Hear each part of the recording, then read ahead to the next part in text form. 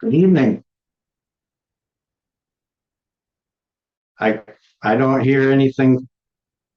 Sorry. Can you hear us, Mark? There we go. Is it good now? Okay, I'm just going to go into a brief description. Thank you, Mark, for attending the Swartz Creek Board of Education virtual first round interviews. I congratulate you on making the cut. We're going to begin with the first round interviews for the superintendent. Each candidate, including yourself, I have 45 minutes to respond to 15 questions, Mark. There'll be 2 minutes at the beginning for you to give a brief summary of yourself. And if there's time, 2 minutes at the end, okay? We're gonna run a timer, but if you go over the 3 minutes on one of your questions, I don't know what the board's pleasure. Do you want us to let you know? What's your preference? You might as well let me know. I'm a talker, and I'm proud of what we do and what I do, and I'm proud of what I've learned about you guys. So Say that's because let me know if I'm a little over. if you go over and you only get 10 questions answered, then you forfeit those last 5 questions or 4 questions, or whatever it may be. So we just Yeah, want yeah. okay. And then each board member will ask 2 questions total. But there's 7 of us here. I'll ask 3. The meeting is being tape recorded, and we will live stream it tomorrow at the end of the other 3 candidates' interviews, 2 of their first round interviews, to give everybody a fair chance so they can't cherry pick your questions or you them, or obviously you can't cherry pick anybody's. So you're first on deck. You're the guinea pig, and we'll complete the interviews tomorrow. And then somebody will be in contact with you, probably Ray and Associates, of course, to let you know how you finish, to see if you go on to the second round. Okay. You have any Appreciate questions? that. Yep. Any questions so far? No, thank you, Mr. Melke. I appreciate it. Yep. And the board members I'll have them introduce themselves to you. We'll start down at the very left with Ms. Germain. Can Travis flip it around because it's got me looking at myself. I don't know if he can. I'm sorry. No, that's not cool. Can you? It's mildly awkward looking at myself. Yeah. Are you on now? Now it's just me, Trav.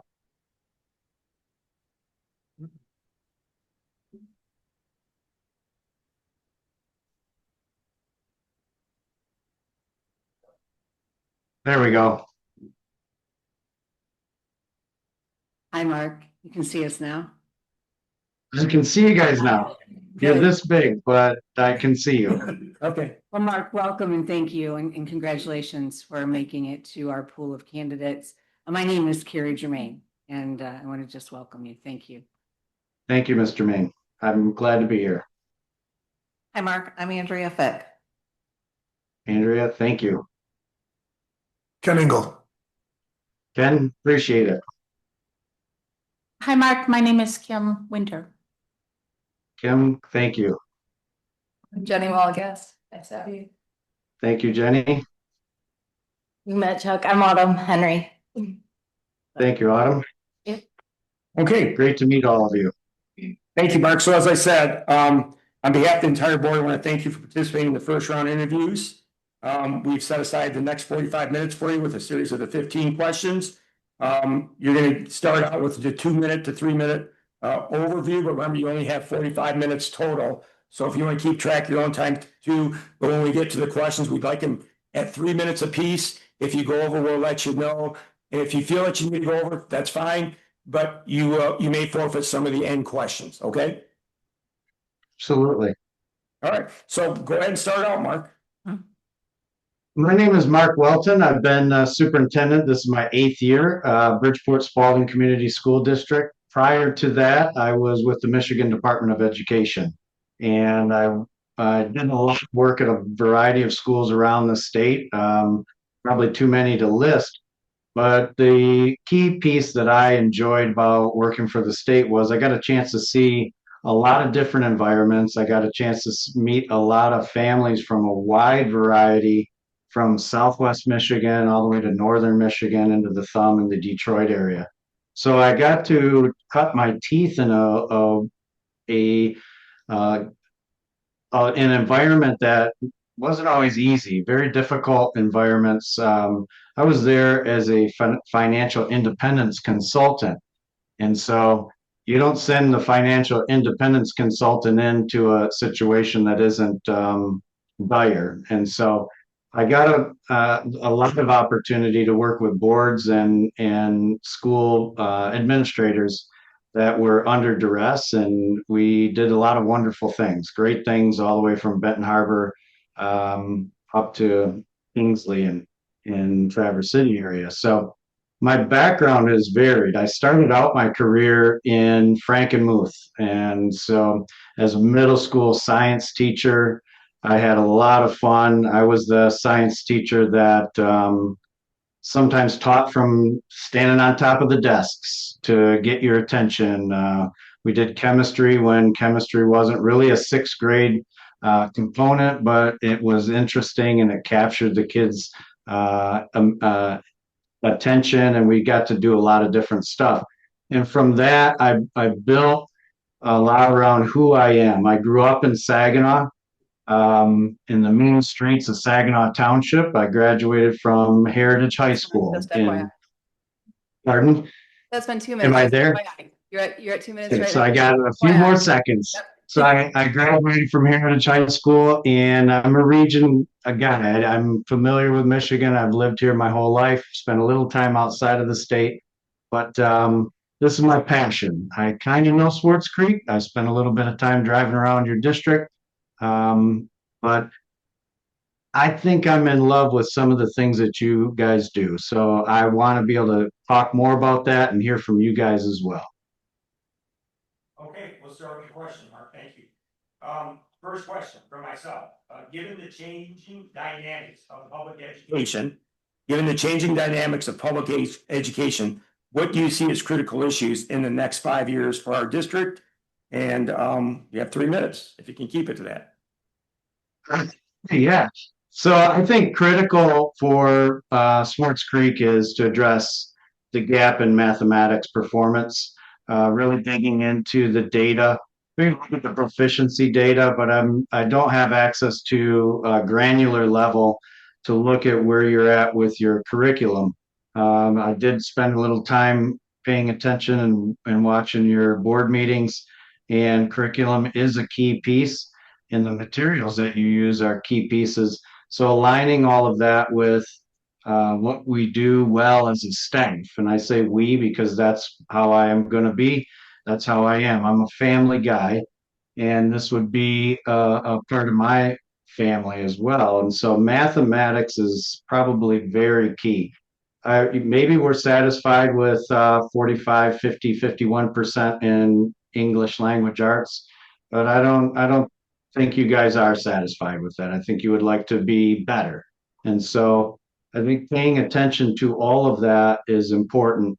And surrounding all of that is engaging with our students that have disadvantages. And in many cases, it may be economic disadvantages, but we've a lot of different things going on in life, right down to cell phones and everything else. And so chronic absenteeism and student engagement is absolutely, to be honest, Mr. Melky, that is huge. If we aren't getting our kids and capturing their hearts immediately out the gate by fifth grade, we've got a much more difficult time ahead of us. But alignment of curriculum, number one, that's huge. And then addressing some of those gaps in our performance areas, as well as being able to attack the chronic absenteeism that seems to be creeping up. It's national, but for you guys in the family here in Swartz Creek, it's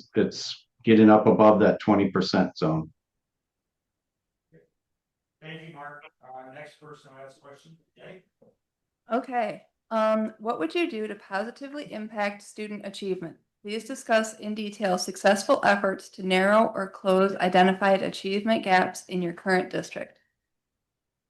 Thank you. That is an excellent question. And actually, being present, I'm a superintendent that I'm in the classrooms, I'm with the teachers, and with the staff. I'm present and engaged and involved. And so That means being part of PLCs and actually running PLCs. And that means as well, that's also running professional development and being able to convey information. I do have contacts. I travel. And so I participate in learning all over the United States. And that is key to being able to bring back some of the things that maybe not a lot of stuff on the West Coast or the East Coast. And we're in the middle of the country and things move a little bit slower here. So we all recognize that. Yet there are some major wins. The engagement piece is important, but the very key component, the most important thing is that the students are first. Everything has to be centered around that is, they are the why. Why? The students. How do we get there? What do we do? That's all centered around why. If everybody believes in that, we can have a core understanding of who we're going to be. And when the kids believe that, when the students believe that they are number one, it is powerful. So you asked for a story, Bridgeport. I can give you that.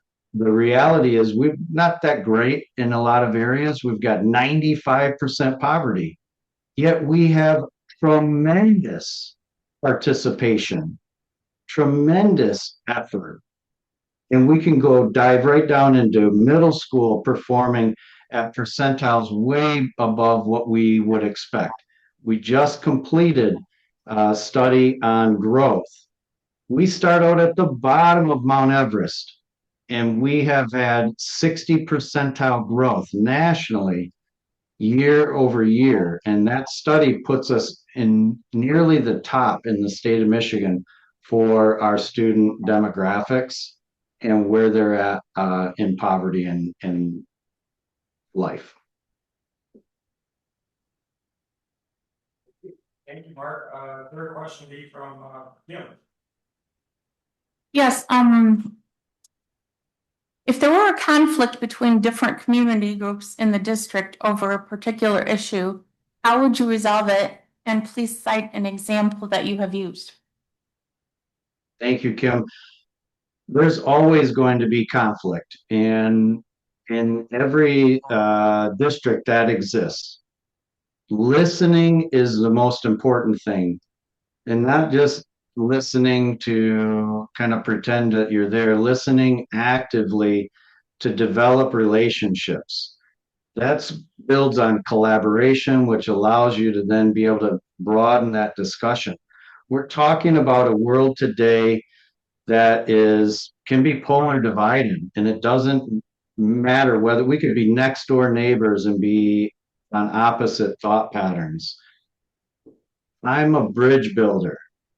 I love the fact that we can take ideas and look at the what ifs.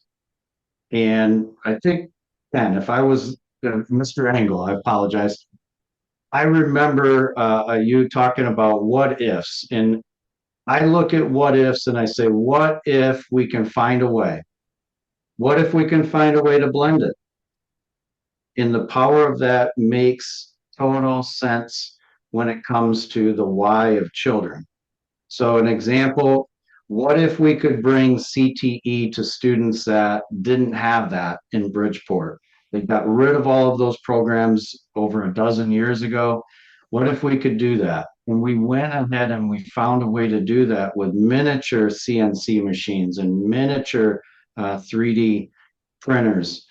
And that opened up a gateway for our kids at all levels, K-12, to engage with career and technical education. That was a idea that was born out of, we wanted to have welding back. And from that, we started to look into 3D computerized welding. And how do we give that opportunity to kids that we just can't afford to put a welding manufacturing site back into the schools? And so we did that through Smart Labs.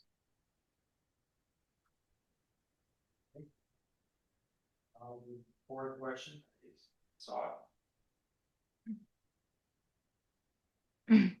Okay, fourth question. As superintendent, how would you delegate authority while maintaining accountability? And please explain in detail the actions you would take. And sorry, that was Accountability.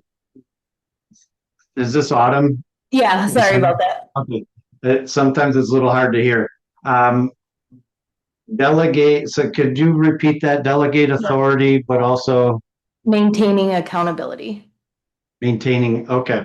Walking with the administrator, walking with each person to get an understanding of what it is they do, what do they need that helps them do their job more efficiently and better, and what are they looking at that are blocks and barriers. And so really focusing on what are the possibilities for each individual, whether it's a high school principal, an elementary principal, an assistant, or HR. It doesn't really matter.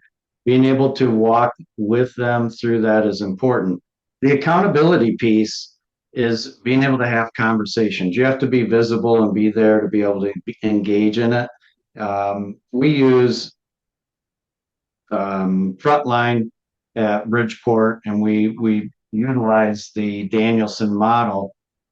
That accountability, it's great on paper and it gives you numbers, but the reality is those conversations that we have been the most important and critical piece.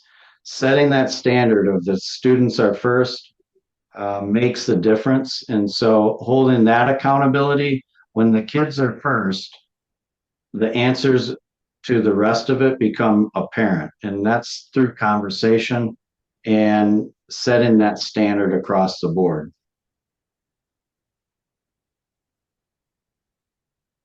Okay. This question will be by Carrie Germain. Hi, Mark. What has been your experience in determining both short and long range district goals? And who should be involved in that planning? Short and long range district goals. To be completely transparent, Mr. Main, the school board has to be integrated into this planning process. The role of the superintendent is to help carry out the vision of the school board. So in setting that, we have to have data points. We have to be able to disaggregate the data and discuss the data together. The school board will set goals. Teaching staff are going to set goals for themselves. Nobody sets something that they're not like happy with. So we don't set a goal like I just hope the kids learn this year. We're setting those goals, but who is included in that is our school board, first and foremost, having conversations around the data. I think just not too long ago, you brought in quite a bit of data to a board meeting, and I was fascinated by it. I really wanted to dig into it, but that level is important because it decides the curriculum and then the materials that go along with the curriculum. And so for the data pieces, it's get the school board involved, our administration, and where are our teachers? And first and foremost, what do our students want? I have spent more time in districts that they never talk to the kids. And one of the first things that we do, I think that is effective in education is we actually include the children and the families in that conversation. And what we might find out might not be exactly what we thought we wanted. The kids are key. So the school board as the overarching, but drilling down, we need to hear from all of the stakeholders in the school district. Thank you. Okay, our next question will be by our secretary, Andrea Fib. Hi, Mark. So my question is, recently, we had high turnover in principals and student aides. What will you do to retain staff and avoid such turbulence? Turnover is tough, isn't it? I think that we all deal with it. education is unique today. And how I've dealt with that is getting a vision that everybody believes in. That vision, starting with kids, is the center point, is very helpful. What we're talking about, when you talk about maintaining staff, there are a variety of factors. I just kind of wanted to lean in, Ms. Fick, because I want to have this like such personal conversation, and it's so weird. But here's the reality. It can involve finances, it can involve your family, where you live, how much of a drive. There are so many things. If you aren't actively having conversations and getting personal with your staff, and that is administrators, but all the way down to food service, bus drivers. When you know people, you can empathize with their situation and you can help them find ways to stay. And it might not always be around a pay raise. It might be, hey, you know what? I really have this problem. It nags at me day in and day out. And I just rode a bus for 3.5 hours last Monday because there was a nagging problem. And I said, well, let me just lay eyes on the situation. But making that interpersonal connection is very helpful. We have a lot of other things going on, but I think having that connection with staff, having that connection with administrators helps preserve that commitment to the district. Okay. Thank you for that. The next question will be by our treasurer, Ken Engel. Without using study data and making improvements, how do you plan to improve our test scores? That is a huge question, Mr. Engel. How do I plan to improve test scores? One, listen first. Find out what is working for staff. What is working at each of the schools?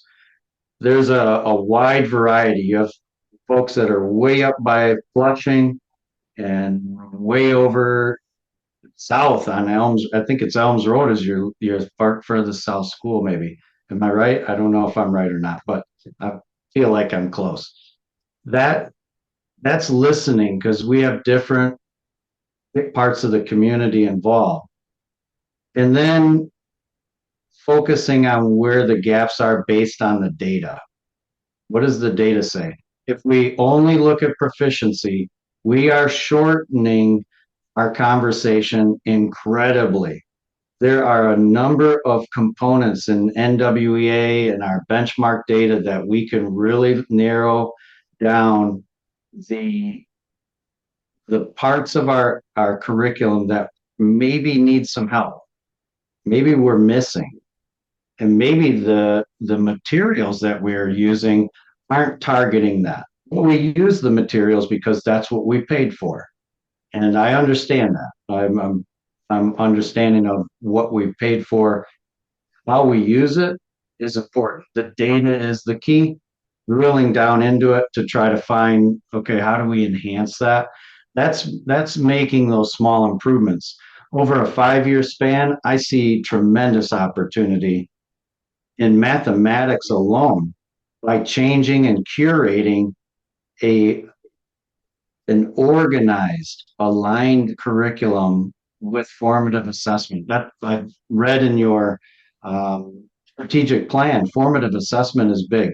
I would love to see that in first person, to see how that impact is being lived out in each classroom and as it moves up. It is maybe the greatest factor in changing test scores. And so formative assessment is key.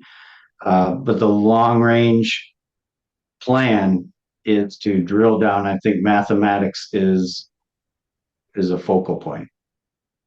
Did I answer that correctly, Mr. Engel? I lost myself in there somewhere. Well, you're fine. You answered it. Thank you. Thank you, Mark. It's back up to me. My question is, what aspects, if you've looked at our district, would you keep the same? And what would be some of the things you would change? Mr. Melky, that is an incredibly loaded question because you're looking at an outsider. I don't know that I'm looking at the school district and saying, you know what if we just change this?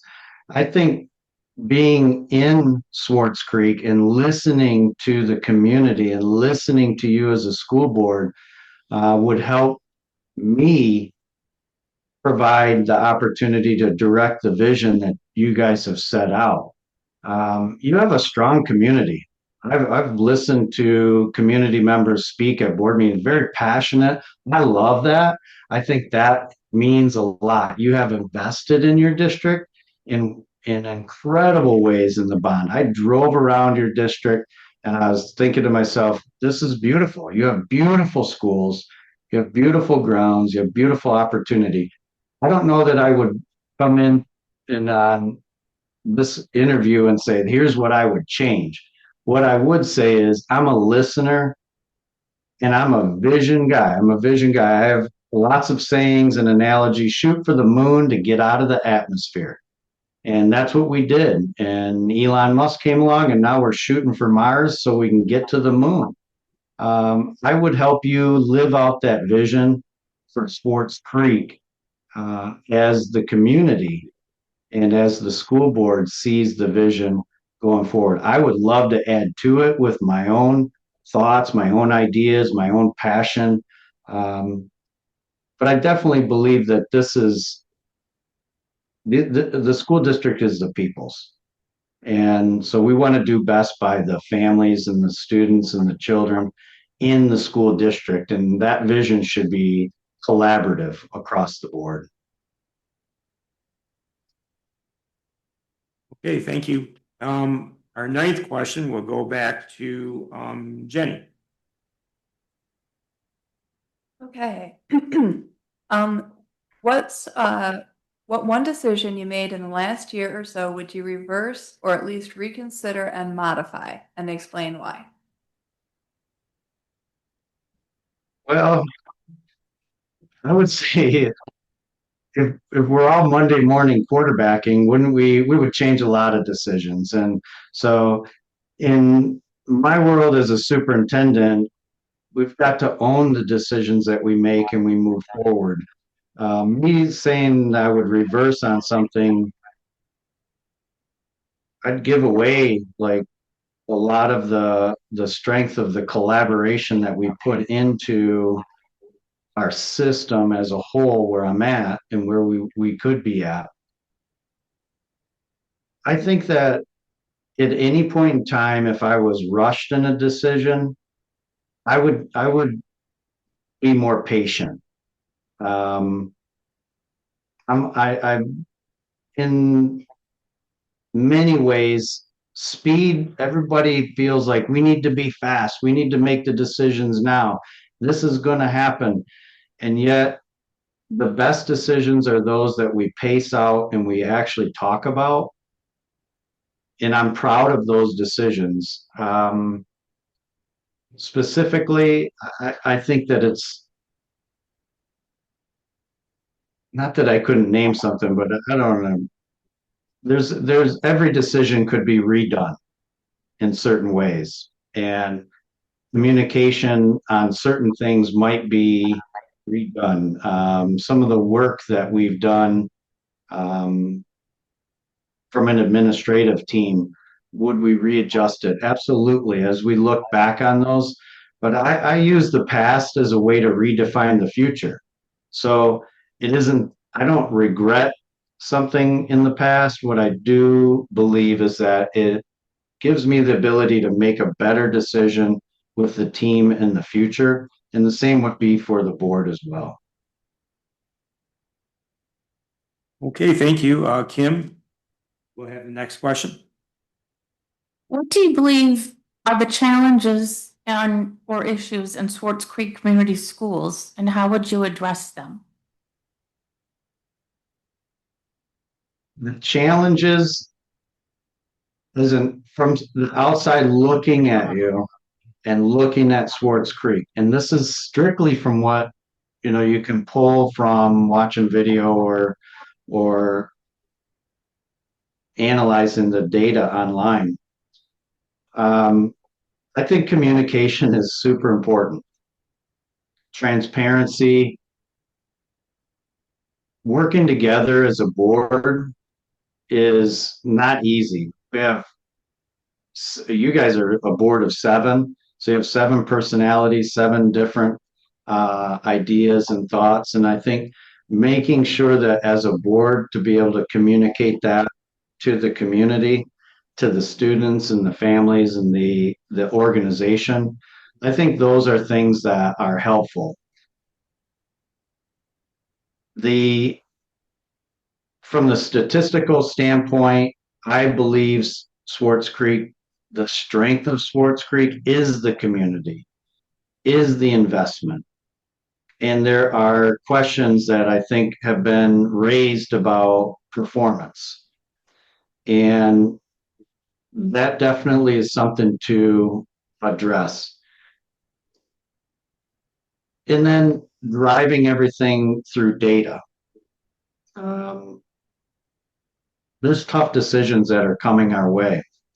Tough curricular decisions from the state of Michigan. There's tough security decisions that we're being asked to make on behalf of our children and our community. And I think all of that requires collaboration. And that's part of that calm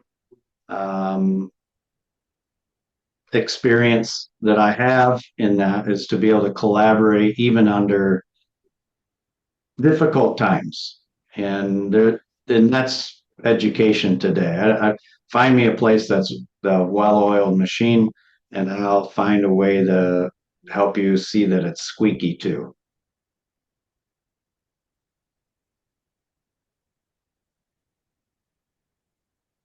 Okay, we'll go to Autumn for our next question.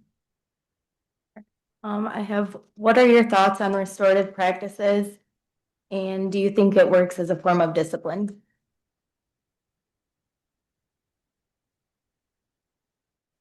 Restorative practices and how it impacts discipline.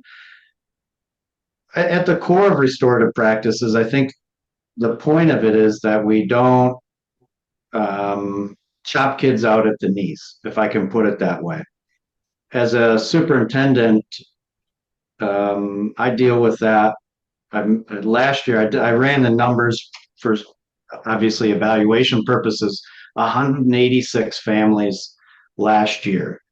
And most of those are for reasons that we needed to have a family conversation.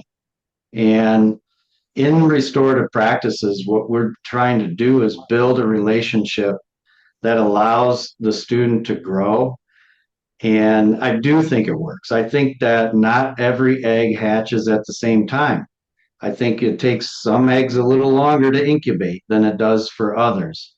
And it's far too easy as adults to say, get rid of that, get rid of that, get rid of that, and pass that on to someone else. And I think when we believe that kids are the center of everything that we do, then we're going to work to find ways. And so, and some of those ways are actually having conversations. I don't believe in restorative practices when we involve families.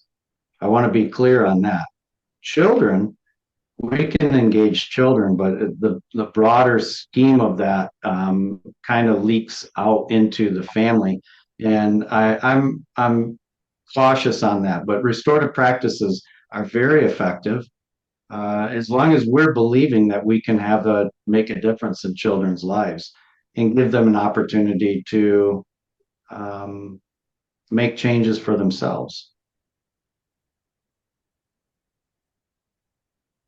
Okay, great. The next question will be by Carrie Germain, number 12. Okay, Mark, what is your perspective on when to adopt new curriculum, the length of time it takes to implement it? How would you monitor the implementation of it? And what would you do if you saw it wasn't working? that's a good, that the end of that, what do you do if it isn't working? You have to, you don't abandon that, okay? Because you might pay hundreds and hundreds of thousands of dollars for materials that guide the curriculum. So there's two parts to curriculum. There's the framework that you're going to operate under. Much of that is developed and set from the state. And so where we want to have all of that, I look at it, okay, it's the design for a house. I've never built a house, but I've used to like to draw my dream house. It's the design. That's curriculum itself. And then there's the materials. That's all the stuff that you buy. Hopefully not at Home Depot, but wherever you go, you buy it to build the house, and then you shape it into what you want. So our teachers have to be able to disaggregate what the state says and put it to the materials that we as a school district authorize to build that house with. And that house is the curriculum. And that's a tough one because what the world has become is, here you go. It's all in a can. It's one big can of curriculum. And I'll use an example. In Bridgeport, we use Savas. It is literally the Bentley of curriculum materials. And we use AM, FM radio. You see where I'm going with this? We're using AM, FM radio, and we have a Bentley that we're riding in. And that's where we have to pause and say, wait a minute. We have all of this access. We literally have a curriculum that probably will teach itself. It's AI driven. And what do we got to do about it? And so specifically, Mr. Jermaine, we have to do professional development. The gap that I saw across the state is we bring in materials to address curricular deficiencies.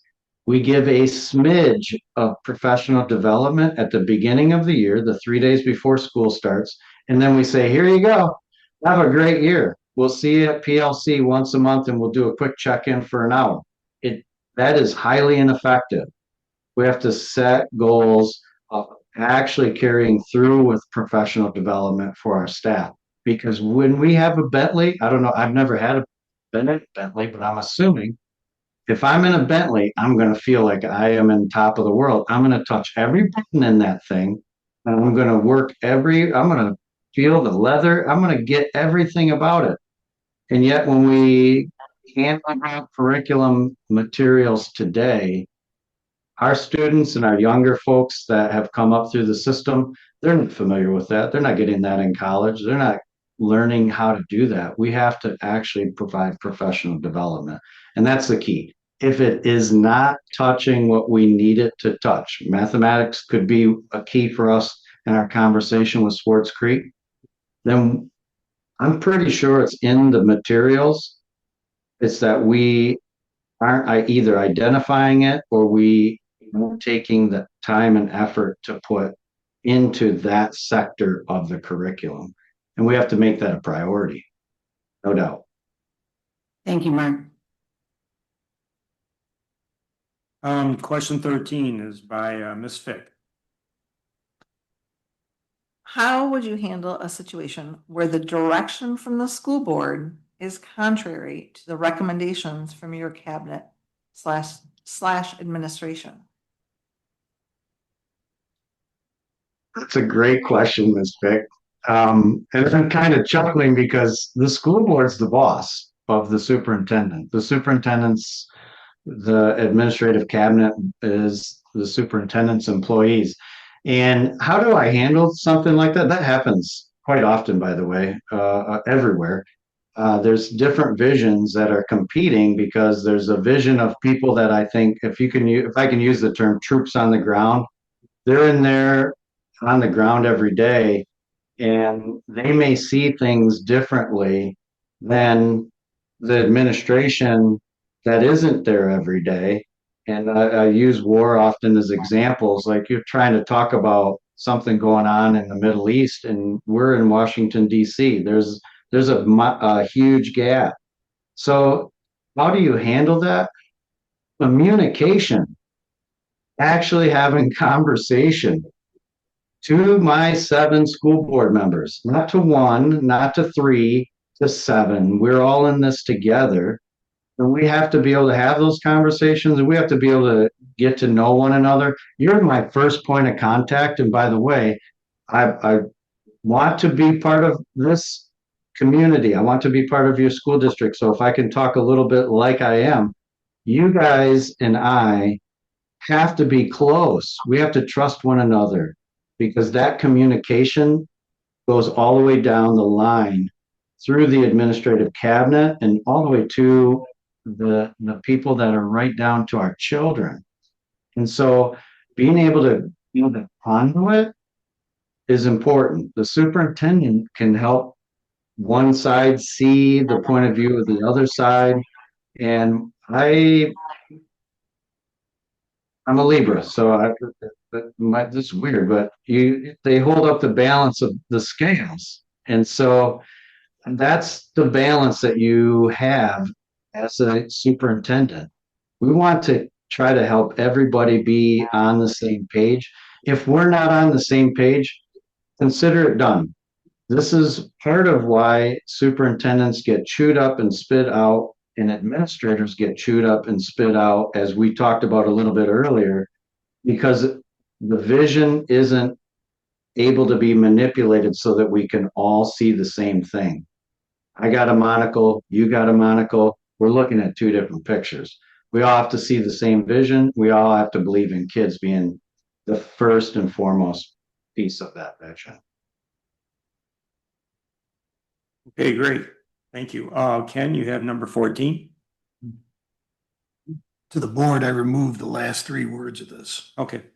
Would you agree to a contract that is based on improving test scores?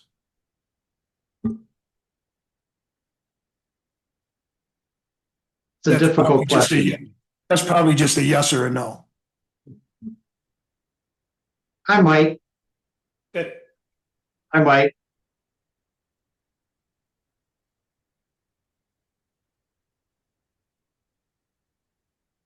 Okay, Mark, we're at the last question and you got about 9 minutes left. About 7 minutes. 7 minutes, I'm sorry. Yep. 7 minutes left. My mistake.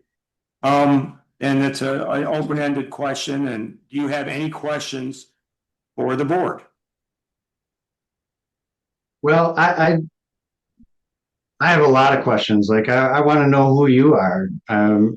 Jenny, I don't know who you are, but you're Jenny with an I. My Jenny is a Jenny with a Y. So I got lots of questions about Swartz Creek and the community and the neighborhoods and being able to see what's going on in the schools. This is I'm a long-term guy, and I want to interview you as much as you probably want to interview me. But I look at the opportunity in Swartz Creek as tremendous. And so, sure, I have a lot of questions. Like, what drives you? What drives you to be at this meeting? What is your why? And individually, I'm not asking you to answer, but in general, like that is important to me. I'm making a commitment to a community that I look at the community and I say, they've done amazing things here. This is beautiful. And they are investing.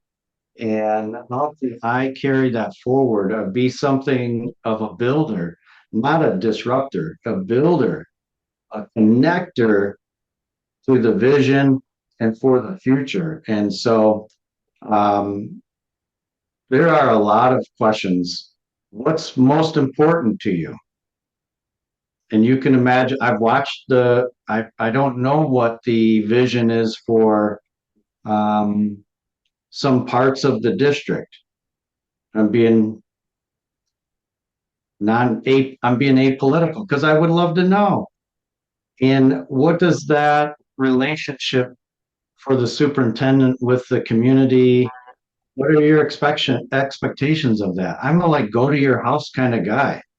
make home visits kind of person. And so I don't know the Swartz Creek community in that way. I have some friends that are down there, and so, and I have a friend that's was down there for a long time.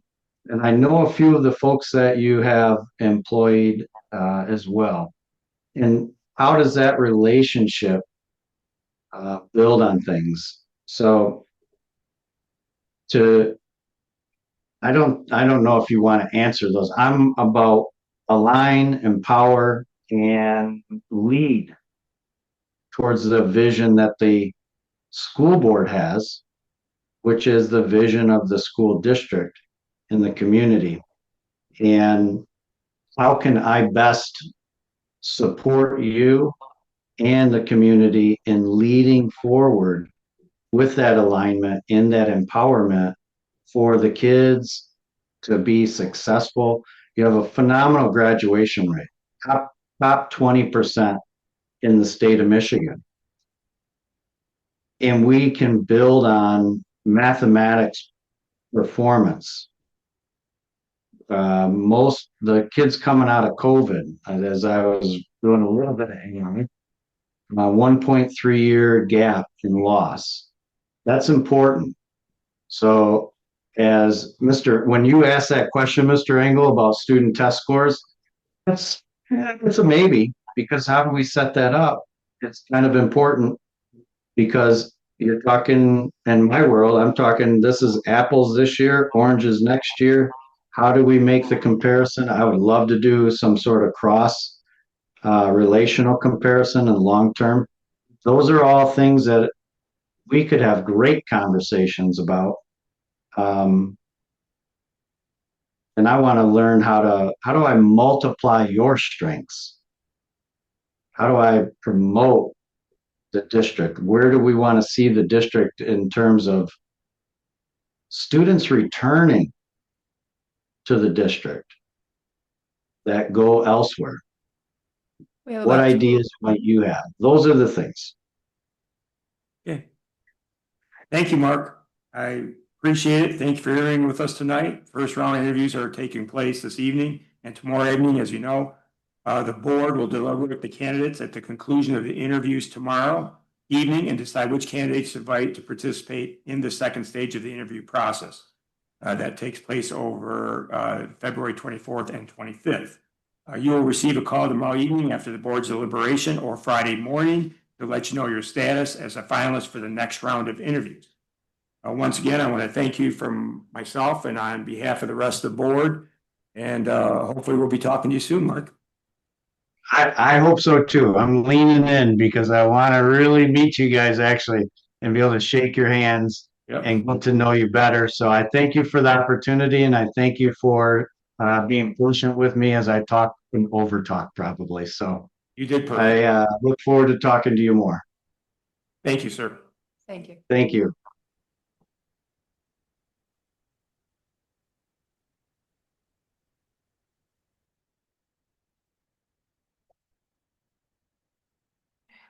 I don't think we have to. We need a motion to take break and things.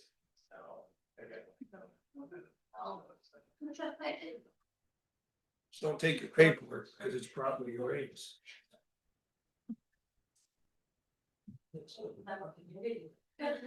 Right. You guys want to hear a motion or some motion?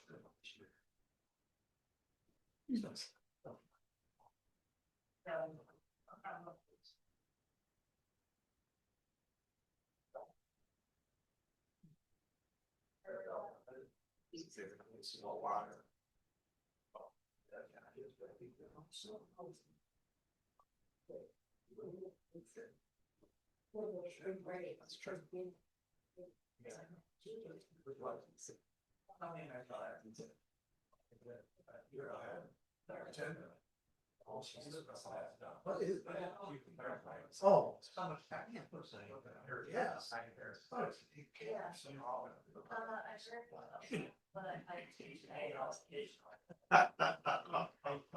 How are they doing?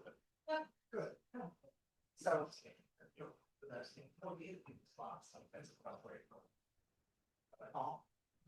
Yeah. Did you really? Aaron was so excited to see what it's like. These shows, they. Mhm. It was good. It was great.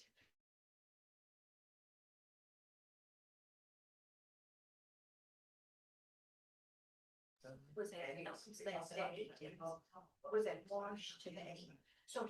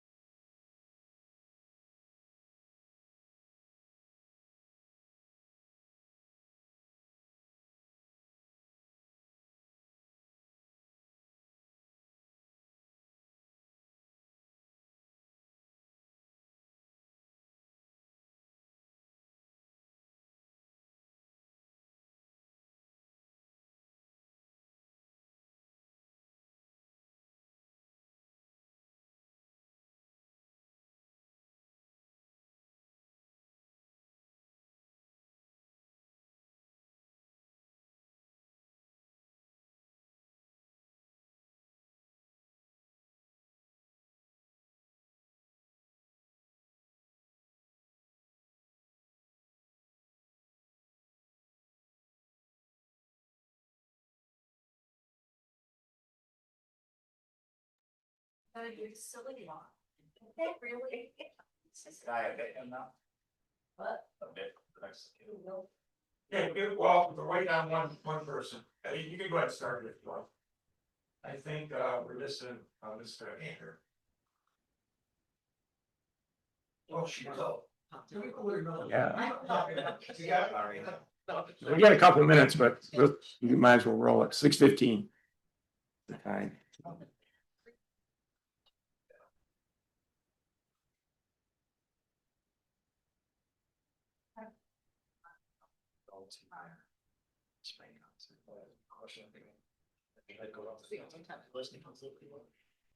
Because I did go, I did their football, the band, like marching band. Oh. You're all set, Travis. Go ahead, brother.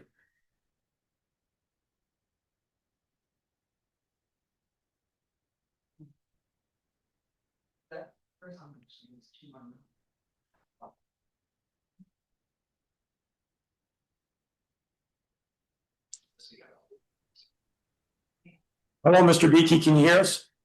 I can hear you just great, Mr. Melky. How you doing today? I'm doing fine. Thank you so much, sir. Well, we know we're here for our first round process for our superintendent for Swartz Creek Community Schools. I'll just go over a brief synopsis of what we said with the candidate that just came on before you, and I'll introduce the board. At the very end is Ms. Germain, Carrie Germain, Andrea Fick, Ken Engel, our treasurer, Kim Winters, Jenny Walgast, our vice president, myself, Chuck Melky, and Autumn Henry. Okay. And you know that these are going to be live streamed, but not right now, not to give anybody an undue advantage. So this will be all tape recorded. And then our tech director will put them out tomorrow at the end of the meeting. So I'll stay on script now. On behalf of the entire board, I want to thank you for participating in the first round interviews for our district for our next superintendent search. We have set aside 45 minutes to ask you a series of 15 questions. I will begin the interview by asking the first question, and subsequent questions will be asked by each of our school board members. I'm going to do some as they go through, so if you want to address them by name. And at the beginning of the interview that we start, Mr. Beaky, you'll have 2 to 3 minutes to just give us a brief overview and background to introduce themselves, okay? And then at the end, we'll have some talking points. Ms. Walgast, our vice president, will be doing a 3-minute limit on your questions. You can go over, but if you go over on your time, as you know, then 45 minutes is a deadline at the very end. And if you have a few minutes left at the end, I'll ask the last question and you can, talk for a few minutes to go up to the 45 if you haven't taken the questions. Are you good with that, sir? Sounds great to me. Okay, thank you, Mr. Beaky. All right. So, does anybody have anything to say before I start? Good, okay. I'll start out with the first questions I said. I'm sorry, I'm going to give you 2.5, 3 minutes to give us a brief overview first of your career. Thank you. First of all, thank you for the opportunity to speak with you today, and thank you for your public service to school board members. As a kid from the next town over, I am proud to potentially be considered the next superintendent of Swartz Creek Community Schools. By all accounts, though, I shouldn't be here. Growing up in Flushing with my name on a grocery store, people questioned why I even needed to go to college since I could have just fallen back on the store. I was raised to think differently. My dad wanted me to do something I found honorable and valuable, so I initially pursued pre-law. It was not until my junior year at U of M Flint that I found my true passion, supporting children. My brother and 5 of his friends had a major research assignment and were struggling with how to write their papers, so I provided feedback and tips to help their ideas come to life. From that moment, I knew my passion was bettering the future. That gave me a purpose. My life's work would be to change lives through education. I soon realized this could become more scalable by entering leadership. My journey to leadership was forged in fire. I worked as a teacher leader for most of my teaching career, serving as a department chair and an administrative intern. Much of this took place in a region where summer temperatures often exceeded 110 degrees, hence the fire analogy. Despite multiple opportunities for a school administrative position, I chose to work in a place where I imagined a better future for students, so much so that I slept on the floor many nights while working alongside a longtime mentor who was tasked with fixing a very broken high school. We took that school from a D to almost a B in one school year. Next, I became a first-year principal charged with turning around a failing junior-senior high school that the Department of Education had deemed in need of significant changes for it to no longer be considered a failure. In 2 years, the school went from almost an F to a B. I then moved home and stabilized a perpetually declining elementary school, producing the first academic improvements seen there in several years. My father-in-law became ill around this time, though, which prompted me to take a look at coming back to Arizona. This resulted in a central office position where I led a team that attained A or nearly A ratings for 7 of 9 schools. During the pandemic, I was once again called back home, this time to be here in Michigan permanently. Over the past 5 years in my current role as assistant superintendent, we have seen unprecedented growth in an area where many comparable districts and their schools have been identified as priority or targeted support schools. I love my current district, and I feel that same love from them. I imagine establishing that same rapport and love with Swartz Creek. Despite being here, there, back there, and back again, I am still that same kid from the next town over. I bring with me the heart of a dragon and the spirit that will help me lead as Creek begins to rise and achieve excellence. Okay, thank you, Dr. Beakey. That was a great introduction. I'm going to start with the first question. Given the changing dynamics of public education, what do you see as critical issues in the next 5 years at our district? In regards to any educational institution within the 21st century, especially coming out of the pandemic, the goal is to ensure that we are preparing our future students to be leaders for tomorrow, and we can do that today. One of the goals that we have seen with education is to build a vision of a future that we see being stronger, being better, and more prepared than previous generations. Speaking here from the heart of Genesee County built the world for the past 100 years, and Swartz Creek was a huge part of the success of General Motors and a part of that process that allowed this entire area to flourish. Imagining where we'll be as we look to the future, knowing that we have components to build the future right here. We know we can grow and flourish as a hub for innovation with education that our Dragon Scholars receive, leading the way and lighting the fire for the next 100 years by doing things where we are creating relevant educational opportunities for our students, making school make sense, but at the same time, ensuring that the things that we are doing will ground them in the foundations and the fundamental pieces of education that allow them to have the skills to be readers, writers, and mathematicians, but at the same time be innovators and leaders for a tomorrow that's going to be brighter than the previous 100 years as we drive into the next 100 years of the future. Great, thank you.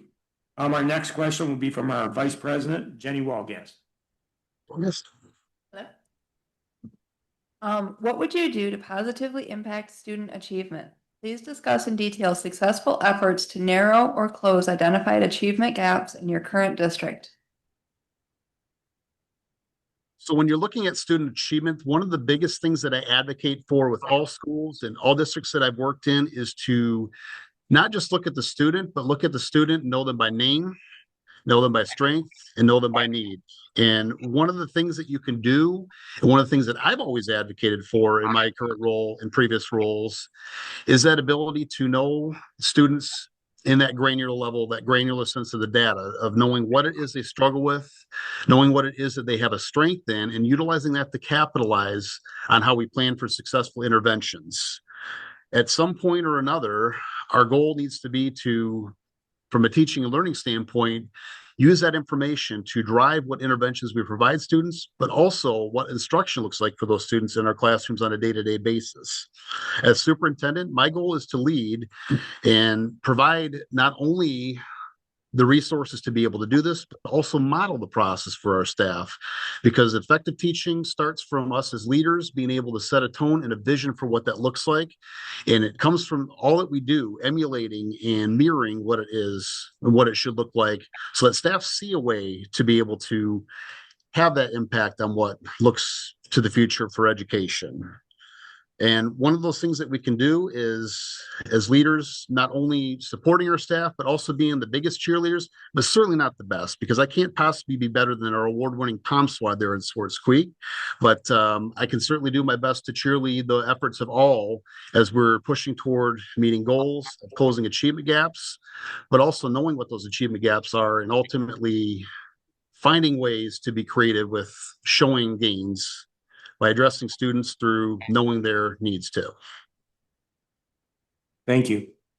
Our next question will be from Kim Winters. That'll be our third question. Go ahead, Kim. If there was a conflict between different community groups in the district over a particular issue, how would you resolve it? And please cite examples that you have. I think at the root of conflict is the entirety of understanding what might be causing that. And any of the scenarios that I've been in where conflict has been a part of my leadership journey, it boils down to a couple of key things. The first of those being a potential for misinformation that may have presided or they may have received. It might even be a misunderstanding of one another's perspective too. So one of the biggest things that a leader can do in terms of conflict is to bring people together, to dispel any misconceptions, misperceptions people have, but also to hear them out and feel out how they feel the way they do and why they feel the way they do, to best understand what our pathway is forward to making sure that we feel heard, people feel understood, and that regardless of whatever the outcome might be, that they've had their ability to speak based on their perception, based on what their truth might be, because we've learned in education and everything else that what people believe and their perception of things is their reality. And with that, coming to an understanding of what that looks like and what that can be to drive what our next steps might be and how we can strategically look at what one party believes versus the other party and how they perceive the issue and turn it into a strength and turn it into an opportunity to get to that understanding of one another and why we have the perspectives we do, but also to root it back to children and what we can do to ensure that no matter what our differences might be, whatever differences might exist on either side, the goal is that we're all here for children and we're all here to do what's best for ensuring that students have the best pathway forward. And that comes from us being deliberate about our decision-making steps after we have heard one another and we've found an understanding of what our end goal is, and we come to a collective agreement of what we want to see as the end result of our conversations through conflicts. Okay, thank you. Our next question will be by Autumn Henry. I have, as superintendent, how would you delegate authority while maintaining accountability? And please explain the actions that you would take. So one of the key roles of superintendent is that you are accountable for everything that happens in a district. But as superintendent, it is your goal to build a team that is effective in their approach to resolving the challenges and specializing in the areas that will help to drive the district and push things forward. One of the things that I believe in wholeheartedly is, as the decision maker, but as a leader, my goal is to support the people that are on my team. And although somebody may have expertise in something, I believe in that 360 communication, where there is a process where we communicate back and forth around some of the plaguing projects that we're working on. So one thing that I can look at with that is my background in curriculum instruction. Part of that is a conversational piece where I work with the superintendent very closely on developing our strategic plan and our continuous improvement plan as it relates to academic focuses. But with that, she puts a lot of trust in me to be able to build our academic systems and build our student learning and school improvement efforts around what it means to advance our academic goals and strategies within our classrooms. So what that looks like is she puts a lot of trust in me to work on the grants that support these things, but also to provide leadership and guidance to our principal team in maintaining a high level of academic expectations for students, but also for staff, in training them to be the best they possibly can for the role they will take on of improving our district as a whole. When it comes down to accountability, we share a lot of that accountability, but I know ultimately as superintendent, you do accept that the outcomes of your team and what you've prepared them for are things you take personally. And I would say that's one of the things that I value with education is that, we put our name, we put our stamp, we put our brand on things. And Our successes are our team successes that we celebrate. And if things don't go well, as the leader of the district, I accept that accountability, because ultimately, if things don't go the way as planned, my goal is to make sure there's a support that exists to not be in that position to begin with. Okay, thank you. Our fifth question will be by Miss Carrie Germain. Thank you, Dr. Beakey. Do you prefer Robert or Rob or? Bob. Bob, thank you. All right. What has been your experience in determining both short and long range district goals? And who should be involved in that planning? So I've had experience for the last 15 years regarding strategic planning, whether it be on short-term basis or a long-term basis. And 9 of those years have been spent in central office. So, with regard to planning for short-term goals, our goal is to first look at the long range and look to see what it is we want our schools to look like in 5 to 10 years, to have a vision for the future that's going to compel and lead the work that we do. What that looks like is bringing stakeholders to the table and asking them that question. I'm talking about students, I'm talking about parents, I'm talking about board members, staff members, community members, people who really have a vested interest in the community of knowing what it is they want their schools to do. Because after all, as a community school, we do have a role to play in providing that avenue for them to speak on behalf of what it is they're looking for within the schools that serve within their community. Once that pathway has been designed and developed, what we need to do then is to begin making our agreed upon priorities. And from those priorities, those formulate what our long range goals might look like as we position our district to moving toward making gains in the long term. What that looks like once you've established a long-term goal is then you start to design interim short-term goals that are going to be able to pace you to what it is you want to accomplish with regard for your long-term, long-range goals. So what that could look like is, let's say we have a goal of 50% of our students will be proficient in ELA across the grade level, across the district by the end of 3 years from now. What we're going to do is we're going to look at our current reality and see where it is that we are at now. We're going to develop and look at what's going to be our interim goals to reach that benchmark point by the time we hit the end of that period, and how much we have to be able to grow and how much we have to be able to gain in order to achieve that. So from there, we start to look at what those action steps might look like that are going to propel us forward. Is it going to be that we're going to be doing shorter term data growth assessments and looking at what our kids are doing achievement wise within the standards that drive that specific academic area?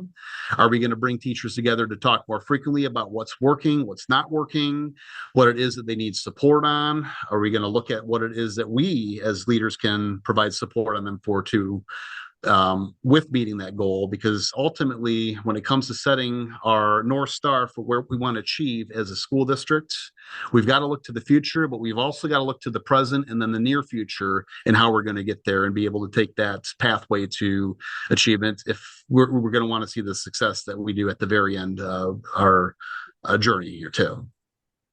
Thank you very much. Okay, thank you, Mr. Beakey. Our next question will be from our board secretary, Andrea Fick, number 6. Hi. Andrew? Recently, we have had high turnover in principals and school aides. What will you do to retain staff and avoid such turbulence? A big part of maintaining a staff and maintaining stability within the district is to create a culture that builds people up and provides for them the support they need, as well as the encouragement they need, but most importantly, provides for them the purpose of which they're driving for with regard to their career goals. So when it comes to looking at a school district, what is our why? Why do we exist as a school district? What is our vision for what we are looking to accomplish? And also, what is that we do to connect our people with that vision? What is their why, and how does it connect with the greater goal of what it is that we are trying to accomplish as a school district and as a school system? I think what we've seen with the employment trends over the last several years is less and less stability within any segment of the population, where people are moving from career to career and not spending the same amount of time that they once did at 30 years in one place. But we really need to get back to that. And a district like Swartz Creek has a very strong reputation as one of the larger districts in Genesee County, but also an innovator. And with that innovation and driving what that innovation looks like, Swartz Creek has been at the hallmark and the crossroads of doing great things that would continue to happen with me as your superintendent, because I believe that we could motivate people to be a part of that purpose and be able to provide them the support, the guidance, the coaching, and all the experiences that we've had, with me having been a principal at the elementary level, as well as the junior high and high school level. I've had those experiences that can help them to navigate even some of the most difficult of challenges at the leadership level, to help them to flourish and grow in their leadership role, to feel the comfort of a very difficult position to begin with. But on the side of support staff and the side of teachers, it's about finding a way to also provide them that support as well. And I think the biggest thing you can do with that as a leader is to be available, to be open and visible to them, so they can approach you and feel like they can connect with you as a leader, but also making those intentional moments to connect with them, because they matter. They're the ones that make sure that every single kid has the optimal learning experience every single day. They are some of the first and some of the last smiling faces they see on a day-to-day basis, and everything in between. They're the ones that are the boots on the ground that make the rubber meet the road. And what we can do to provide them that ability to approach us and be approachable as leaders is going to pay dividends in them feeling supported and them feeling like they have a voice and a stake in the district as well. And as your superintendent, that's one of the things that I would make a priority. I make it a priority in my current role as assistant superintendent to make it out to the buildings at least once a week, to be able to be visible and available to staff in working through things with them. And I mean, it's even just as simple as gestures. I did a restroom break for a fourth grade teacher last week, for example, because that was something was needed. And I got a thank you email afterwards that wasn't expected, but ultimately it was because they felt that they could ask of me something for them that made them feel supported in that moment. And I don't see myself continuing any other way but that. Okay. Thank you. The seventh question will be from our treasurer, Ken Engel. Without using study data and making improvements, how would you plan to improve our test scores? That's one of my favorite subjects in education, is getting into the data and rolling up my sleeves and looking at where we have been, but also looking at where the story can go. And I think a big part of it is understanding where the achievement gap exists and, you know, why the achievement gap existed, but also understanding the history of where things were at before that gap did come into play. Has it been a result of staff turnover? Has it been the implementation of new materials that staff are not quite familiar with yet and still need some training on? Is it because we don't have an understanding of standards to the degree that we need to, understanding curriculum standards from the backwards, forwards, inside out, and taking that granular look at what our data looks like? I mean, I could tell you all day long with regard to the achievement reports, whether a student is reading proficient or not, but it doesn't fix the issue. It doesn't get to the root of why that student is deficient in reading. We need to know it to that level of why they're deficient in reading. Is it because they don't know how to read literature for key ideas and details? Is it because there's some grammatical pieces within language arts strands that they're struggling with that are interfering with or impacting their reading? Is it because our instruction needs to focus a little bit more heavily on those areas that we're seeing trends within our data that demonstrate a learner might struggle with a particular set of standards, instead of just looking at it as a whole? Because I think in education, what we do oftentimes, and it's something that I liken to other industries, is we call our textbooks curriculum. That becomes a little bit problematic because it's, to me, it's looking at the tool that you're using and turning what the standards, what the pathway, what the genesis of your data comes from the standards into something that can easily just be opened in a book. That's like it's equivalent to a surgeon calling their tool surgery or a mechanic saying their equipment works on cars.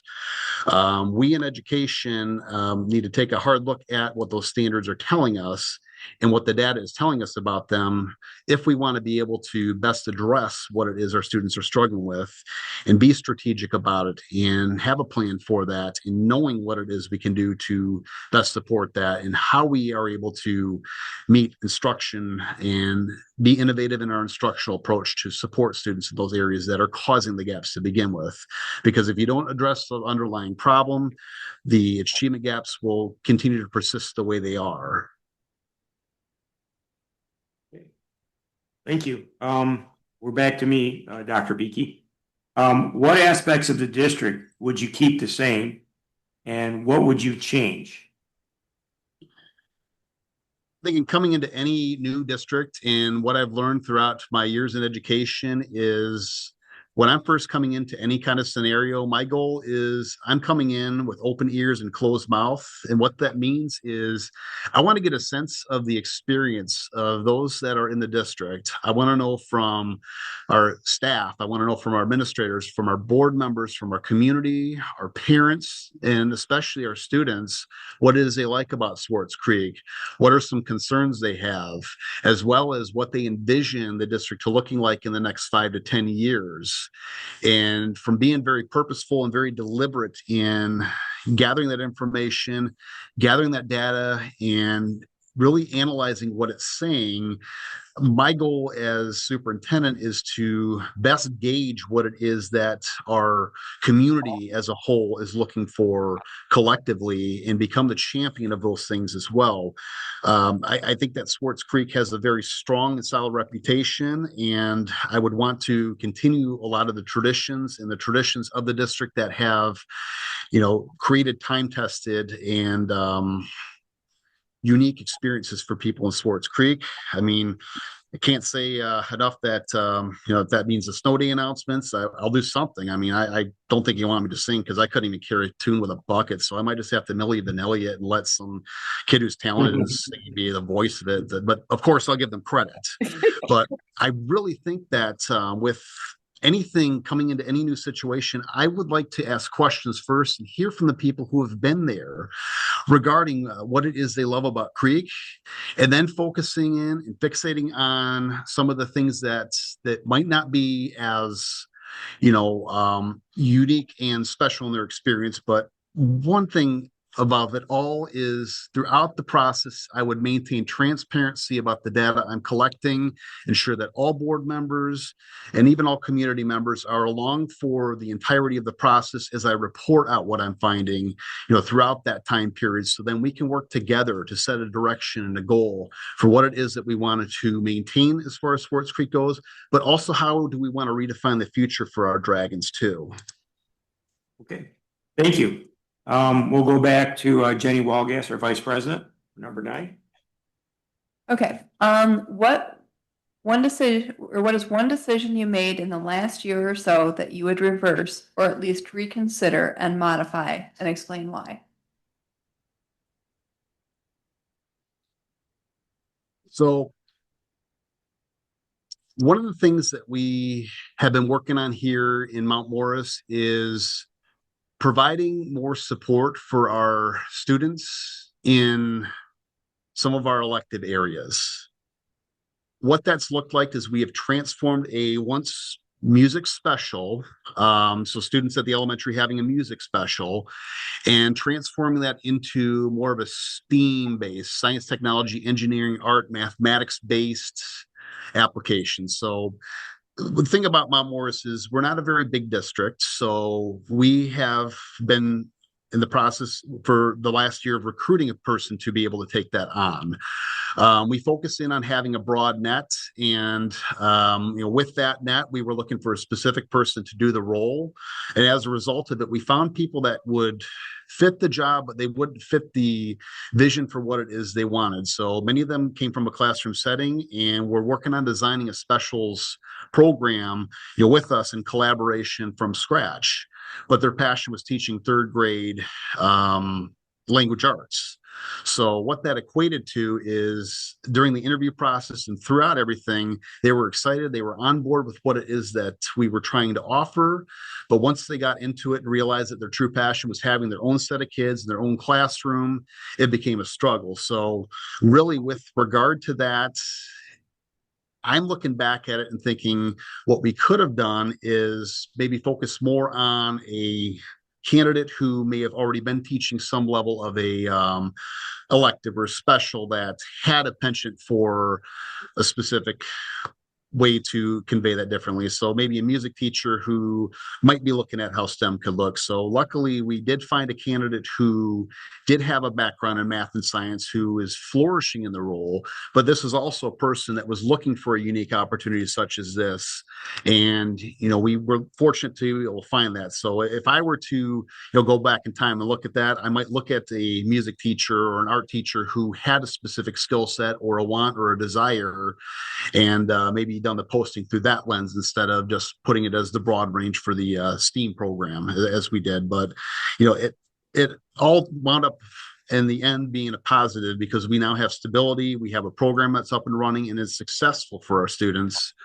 But ultimately, we had to go through a candidate or two before we got to that point as an end result. Thank you, Dr. Beakey. Our next question will be by Board Member Kim Winters. What do you believe are the challenges in Swartz Creek Community Schools, and how would you address them?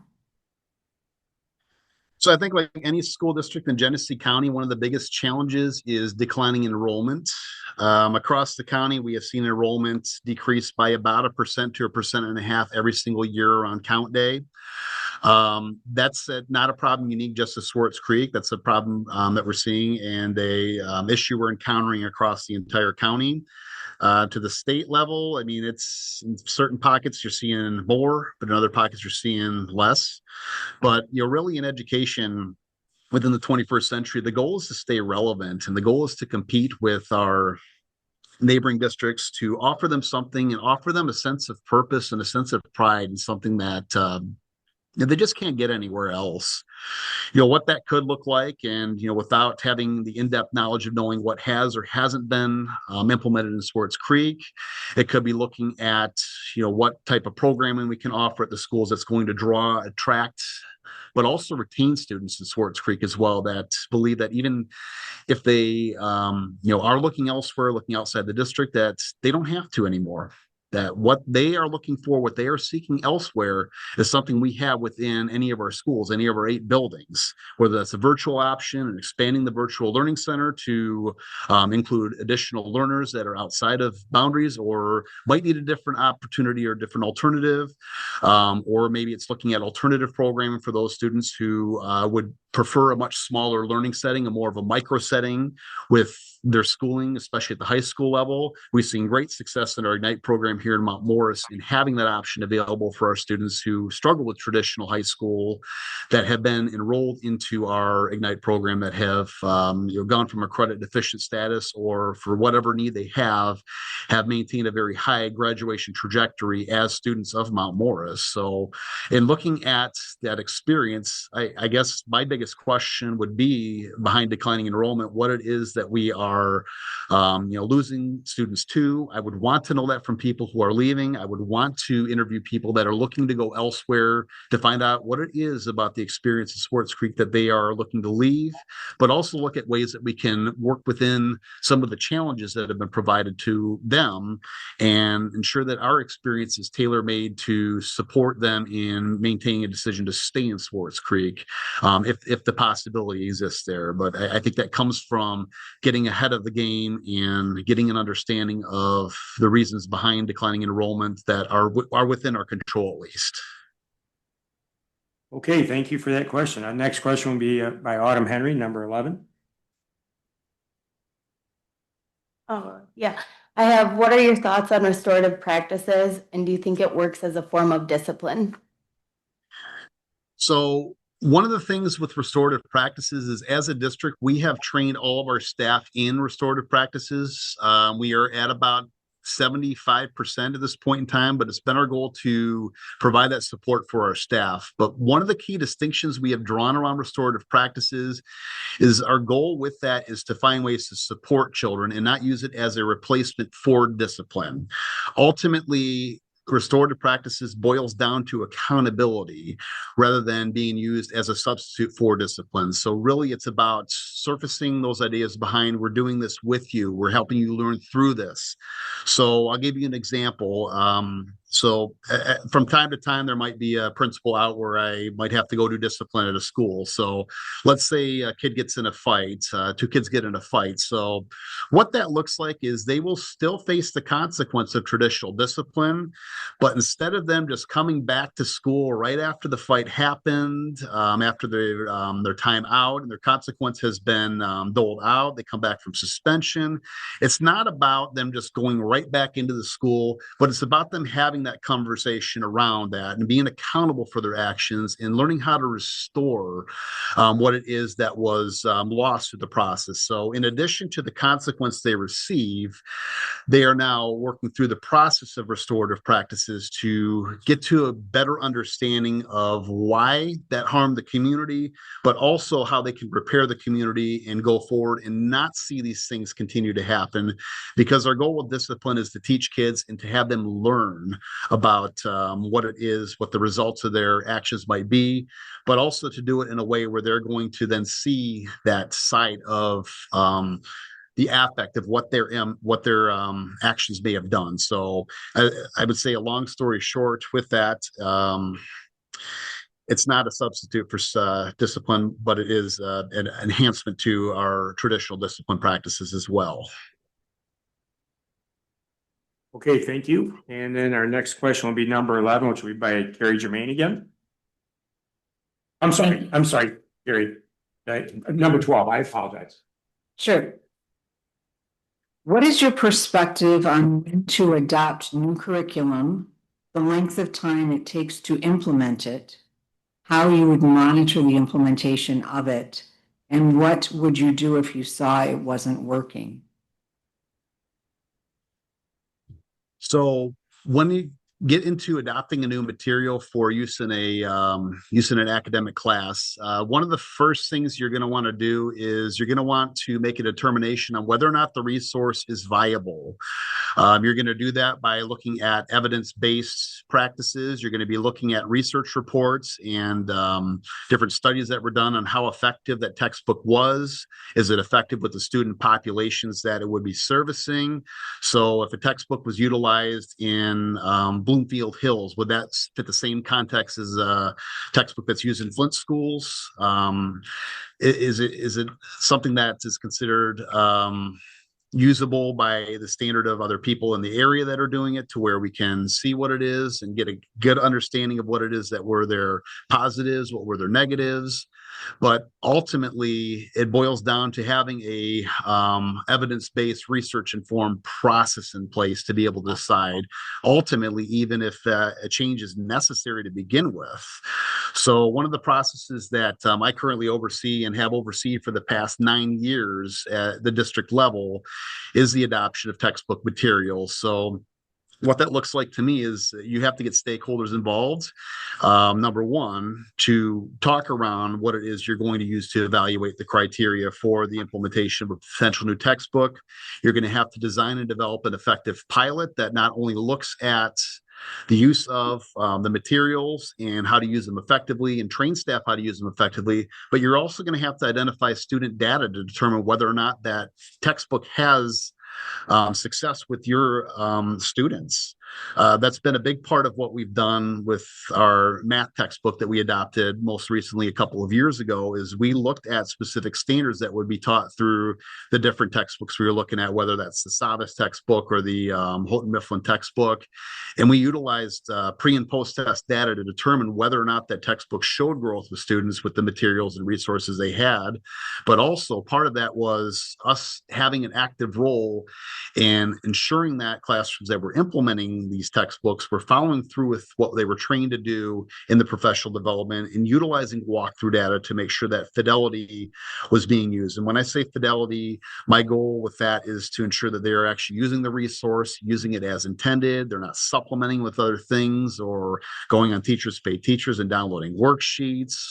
But they are using what was intended, because we're ultimately going to be making a recommendation for an investment at the end of this too.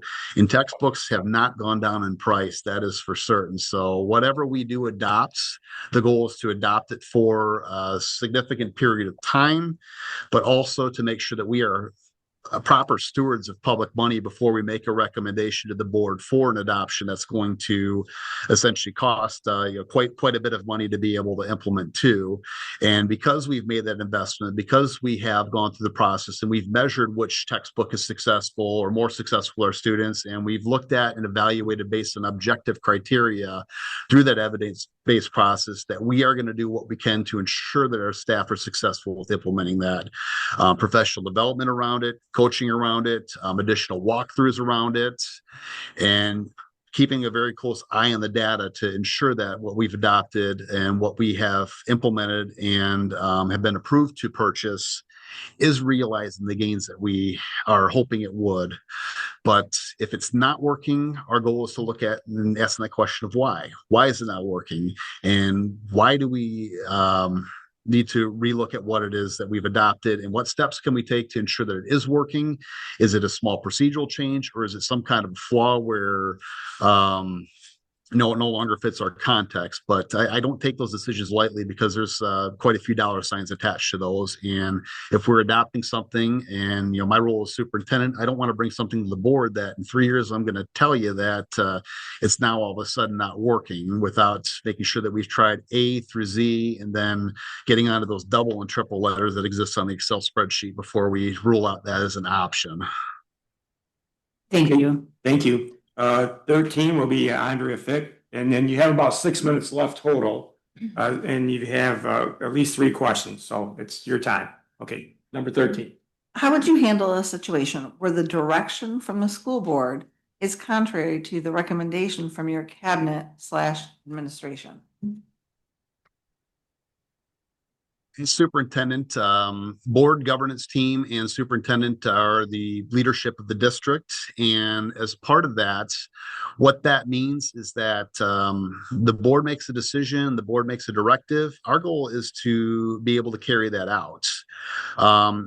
As superintendent, you are the one that ultimately is the face of any decision made, and you're, regardless of whatever somebody thinks personally of it, my goal is to be able to own the decision that's made and to move forward and power forward with the context in which it was made, because ultimately it's not within my authority to make that decision, but it's also not within my authority to question it. And I've never believed that a system works best when you have fractures where cabinet members or staff members disagree with the direction.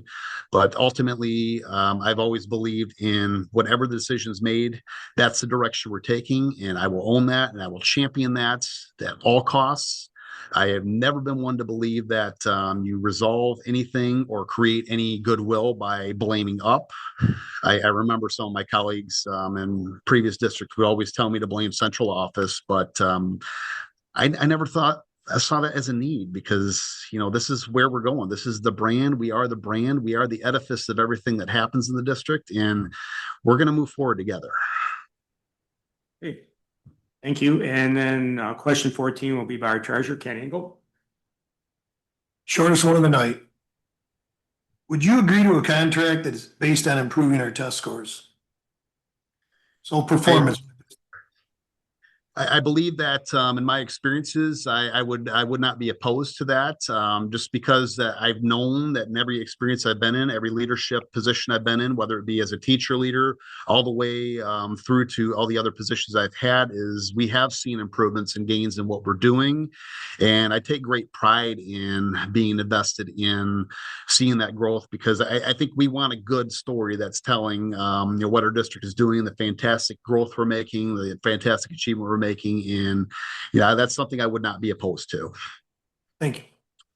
Okay, thank you. And then you have about 5 minutes left, Dr. Beakey. I'm sorry, 4 minutes left. Do you have any questions for the board and, or any concerns? And then, you can add whatever you did get at the beginning of your 2 minutes, sir. Okay. So assuming this interview and all the subsequent interviews go well and you select me as the next superintendent of Swartz Creek Community Schools, what specific accomplishments will we have achieved at the end of the first year? Or would like to have achieved at the end of the first year? Better grades. Better proficiencies. I think that's a key point here. Goals get granular. Let's find out what's causing those and be able to address that. That's how I look at that. So I certainly welcome that as a possibility here. Okay. Is there anything you want to add? I think that ultimately, I think it's important for me to tell you about a little bit about my why behind applying for a position of superintendent. So I've been preparing for this moment my whole life. I just didn't see it really coming until the last few years. My family's been involved in community and civic life here in Genesee County since 1914 in both the grocery business and in public service. My dad used to say, "You're always going to be under the microscope when your name is on the building." My uncle, a former police chief and city manager right here in Swartz Creek, would say, "Do the right thing. If it's right, it's not going to be a problem." These two messages have stuck with me, and they both speak directly to the superintendency. You are the face of the district. Your name is on the edifice of everything the district stands for. You must do what's right for the people you serve. I'm ready to step into those shoes. I've lived under that microscope my whole life, and I'm guided by doing what's right, even when it's not the popular route. I embrace the sacrifice, dedication, and drive it takes to put an organization at being its best, to be a real beacon for the community and light the way for future dragons who will help have the fire inside of them. The skills that make a business successful, customer service, community leadership, earn trust, and continuous improvement, are the same ones that make a superintendent effective. I am not motivated by money, prestige, or being the most important person in the room. I'm motivated by purpose, making sure the community's investment in its young people pays off, and lifting up the work, values, and lives that help Swartz Creek be excellent. Why Swartz Creek? It's simple. Genesee County is home for me, and I've always felt drawn to Swartz Creek. I know the community. My uncle worked in the police department and later at City Hall, and his love for Creek ran deep. I would be honored to serve here and dedicate my career to the same community he cared for. The district is, in my view, a great fit, a perfect size between where I've been and where I am now. It is one of the larger districts in the county, so I don't feel the need to look elsewhere. All of my Michigan experience has been here in Genesee County, and the idea of leaving again has never crossed my mind. I do have one connection to Swartz Creek schools. My daughter learned to swim in the middle school pool when we lived here about 10 to 12 years ago. Academically, Swartz Creek feels familiar to me, a place that values innovation, holds high expectations, and shows real community pride in its schools. I'm not looking for a short stop. I'm ready to give everything, my all, that I have left in my career, and I expect that will be another 20 years or so before retirement is even an option. Okay. Thank you, Dr. Beakey. Thank you. Right on time. Excellent. Thank you very much for your time. And well, our at the end here, we're going to thank you for interviewing with us this evening for the first round interviews. And of course, as you know, these, as I said before, aren't live streamed till tomorrow evening. We have one more candidate today and then 3 more tomorrow. And then after deliberation between my fellow board members, we'll make a decision to go to the second round. And somebody will contact you probably late Thursday evening or Friday morning to move on to the second round. And once again, thank you. You did a wonderful job. Thank you, sir. Thank you. It's been a pleasure, and I wish you the best of luck in the search and the rest of your Wednesday. Thank you.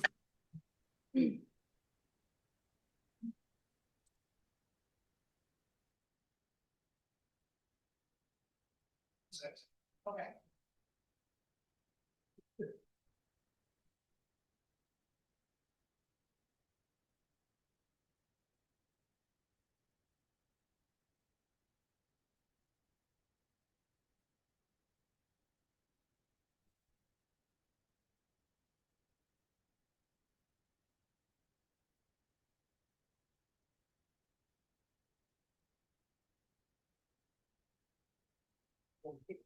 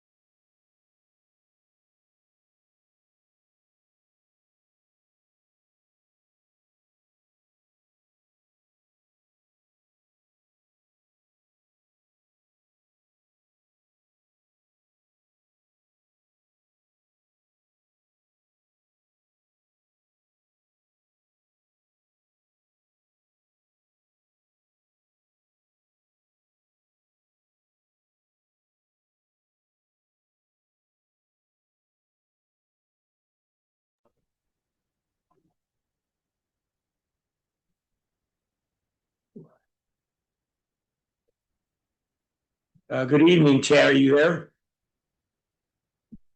Oh, okay.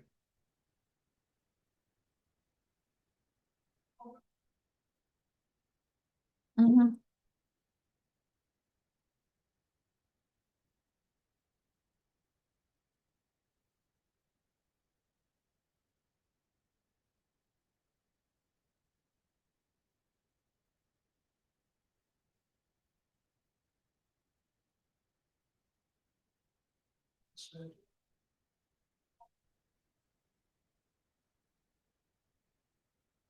He's on the audio, Travis?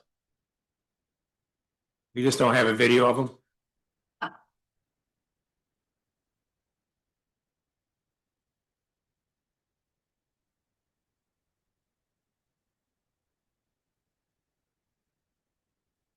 Let me know.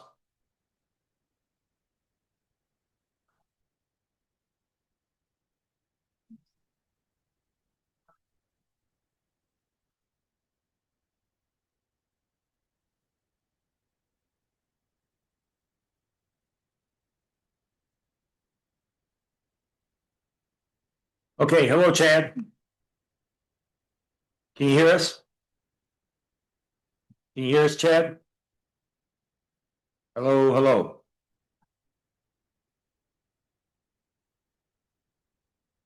Let me know, Travis. Can you hear us, Chad?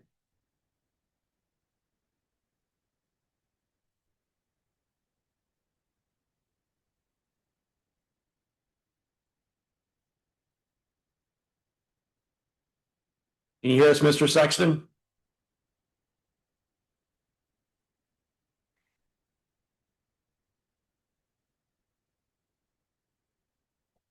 Call myself. Okay, yeah, just see what's happening.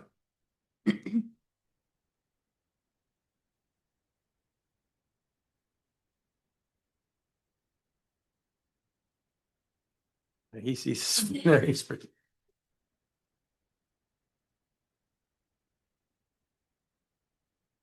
Oh, I think he turned his video off by accident. Now he turned his audio on.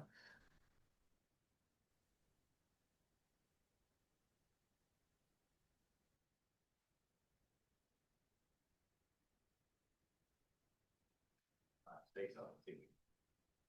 Disappeared. Testing, 1, 2, 3. Yeah, we can hear you now, Chad. We'll just get the video hooked up. All right, great. Thanks, guys. Thanks, Okay. Travis. No problem. Travis will get back here in a minute. Okay, Mr. Sexton, I'm Chuck Melky from the Swartz Creek School Board. I'm the presiding president currently. Our fellow board members from my left to the right is Carrie Germain, Andrea Fick, Ken Engel, Kim Winters, Jenny Walgas, and Autumn Henry. You're here for our first round of interviews for our new district superintendent. We set a limit of 45 minutes to ask you a series of 15 questions, Chad. I will actually start with the first question, and what will happen is other board members will take turns, other questions, and I'll introduce them as we go. At the beginning, when we tell you start, go, you'll have about 2-3 minutes to go ahead and just give us a brief overview, and then we'll start right in with the questions. If you don't answer all the questions and your 45 minutes is up, your time's done. So we encourage you to take about 3 minutes per question. And if there's time at the end, Chad, there's just a general question about any questions of us, which we really don't answer, or anything that you want to sell us on at the end of your first round interview. Is that cool with you, sir? Sure. Thank you so much. Okay. All right, great. So is everybody ready? We're good to go. We're recording. Go ahead, Chad. You have a couple minutes, and Jenny will be our official time master, and she'll just tell you that, hey, you're a little over, but if you take an extra minute on a question, that's okay. It just gets subtracted at the end. Okay, very good. Go ahead, Chad. Thank you, sir. Oh, thank you, President Melky and members of the board, as well as any community members here this evening. For me, it's truly great to be back in Swartz Creek. I do want to kind of slow it down because some of you know me and some of you don't. So I'd like to take this opportunity to reintroduce myself to the community. My name is Chad Sexton, and I've previously had the privilege of serving as the Director of Operations in Swartz Creek Community Schools for a little over 5 years. My career in education spans approximately 20 years. I hold a bachelor's and a master's degree from Central Michigan University, and I'm currently an ed specialist candidate at Western Michigan University, where part of my work has been focused on K-12 curriculum, which is very important, I know, to you guys, as well as district-wide leadership. I've completed the Superintendent's Academy and hold a school administrator certificate with a central office endorsement from the Michigan Department of Education. Professionally, I serve in a countywide leadership role, as you know, at the Genesee Intermediate School District. And it's equivalent, I'd like to think, to an assistant superintendent in most local school districts because of the scope of my responsibilities. I currently supervise over 250 staff, certified and non-certified, across multiple sites. I oversee about a $15.4 million budget, and I collaborate regularly with superintendents from around the county, business officials from around the county, teachers, and other staff. Over the past 2 years, I've been very intentional about staying connected to students, teachers, and the classroom. I've been into the classroom because of my ed specialist work and done observations among a number of other things. Something unique about me is that I traveled around the country working in professional baseball prior to my career in education. That was good for a number of different reasons. I umpired and I got to experience different cultures, and I tend not to get too excited about things. I started out as a teacher and an athletic director, and I coached various sports along the way, and I really enjoyed that whole process in the leadership journey. I've worked in university administration and led school operations and facilities, transportation, and human resources. While at Ball State University, I had the wonderful opportunity to supervise about 30 people my own age. And let me tell you, when you're supervising people your own age, it was fun lessons learned through that leadership experience. A little bit about me personally. I have been married to the same wonderful woman for 23 years, and I've been blessed with a wonderful family. I'm very competitive. I love sports, academics, and the arts. I've lived in every single school district I've ever served. When I worked at Swartz Creek Community Schools, my daughter attended Mary Crapo. We lived right across the street, still have this house to this day. And she later went on to Cyrene Elementary School. So, you know, my connection to this community is real and lasting. I think those that know me would probably describe me as a collaborative listener, straightforward, I think focused on getting results. I'm very data driven. If entrusted with the superintendent role, I think my top priority would be building trust with you. That would be the number one place I start. And then staff, obviously, teachers, community, but while maintaining a sharp focus on what I believe the number one goal of the district is, and that's raising student academic achievement. I think it's going to be important to be dialed into the bond projects and also a transition back to the K-5 traditional model. I think I bring a varied number of experiences that I think would help Swartz Creek in that transition process, and I would be honored to bring those back. Okay, thank you, Chad. Now, the first question, as I said, I'll give it to you first, and we'll go through the different board members. Given the changing dynamics of public education, what do you see as critical issues for the next 5 years? That's a great question. I think AI is not going away anytime soon. We're going to have to be able to navigate that. New laws come out all the time. I know January of 2026, we had cell phone laws come out. We've got the athletic stuff that just came out with name, image, and likeness. So we're really going to have to provide teachers with the professional development and guidance around what education looks like in the next 5 years. And I want to embrace technology. I think it can be a good thing if handled correctly and the students are still engaged. But we have to have a long-term plan for that. So the Michigan Department of Education does have guidance around this. And so I think it's going to be important for the board and myself or whoever the superintendent is, along with the curriculum director and teachers, to have conversations about what the roadmap is looking forward. So I embrace things like IXL. I love the fact that the district is going to a standardized program in Swartz Creek. So I think if we're embracing these technologies, having conversations around them and dialogue, I think it's going to be a good look for the next 5 years in education. Okay, great. Thank you, Chad. Our next question will be from Jenny, our Vice President, Jenny Wogesh. She'll have the question number 2. Okay.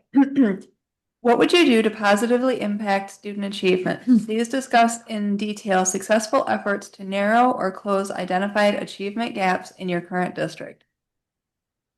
Sure, I appreciate that. I think my approach starts kind of with curriculum development strategies. So my personal experience for the past 12 years, I've been part of a statewide team called TAM, where we write curriculum on a rolling basis for the Michigan Department of Education. That experience for me, along with my recent work with Grand Blanc Community Schools, helping out with their curriculum and evaluating their curriculum and going into 4th grade classrooms and doing observations over the past 2 years, has really given me an idea on what is going to shape instructional practices and quality.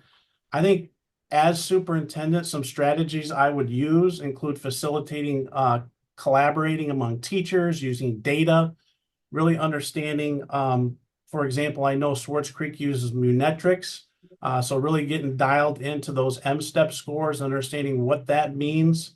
I would provide pacing guides and vertical alignment maps and really try to get consistency across grade levels. So those are some of the strategies that I have and would use to make sure things are relevant, inclusive, I think, and engaging for Swartz Creek students. Okay, thank you for that. The third question will be from Trustee Kim Winters. If there were a conflict between different community groups in the district over a particular issue, how would you resolve it? Please cite examples that you have used. Well, I know there's never any conflict in Swartz Creek, that's for sure. So I'm sure this is hypothetical. And I think, though, on a serious note, conflict is inevitable in leadership. Okay. But I think handled well, it becomes an opportunity for growth. I approach it with transparency and solution seeking and really being calm about things. My role in the past has been really bringing leaders together, establishing common goals, and really guiding a respectful dialogue between, whether it's community members, school board members, staff members. So my role is really to clarify misunderstandings, I think ensure alignment with our district values, and really work to rebuild trust. That's a big thing for me. I talked about it in my opening statement. So just making sure we have trust is very important to me. But again, I think healthy friction around schools and community members, I don't think is something to avoid. I think it's something that needs to be channeled. So in my opinion, I know I didn't make this up, but friction creates heat, heat creates energy. And when that energy is focused on student learning, I think it really becomes powerful. So that power, when unified as a board and a superintendent, I think we can move academic achievement forward. Okay, great. Thank you. Our next question will be from Autumn Henry, number 4. Yeah. As superintendent, how would you delegate authority while maintaining accountability? And please explain in detail the actions you would take. Sure. I think it kind of goes back to what my leadership style is. As I kind of said earlier, I'm a collaborative listener, but making sure and holding people or principals or department heads accountable or knowing when to delegate, I think goes back to trust, communication. Most jobs in the school districts I've personally done. So I've taught, I've been an athletic director, I've worked in operations, I've cleaned the floors, I taught kids, I've crunched numbers. So I know how to hold people accountable and when they're trying to pull the wool over my eyes because I have that experience.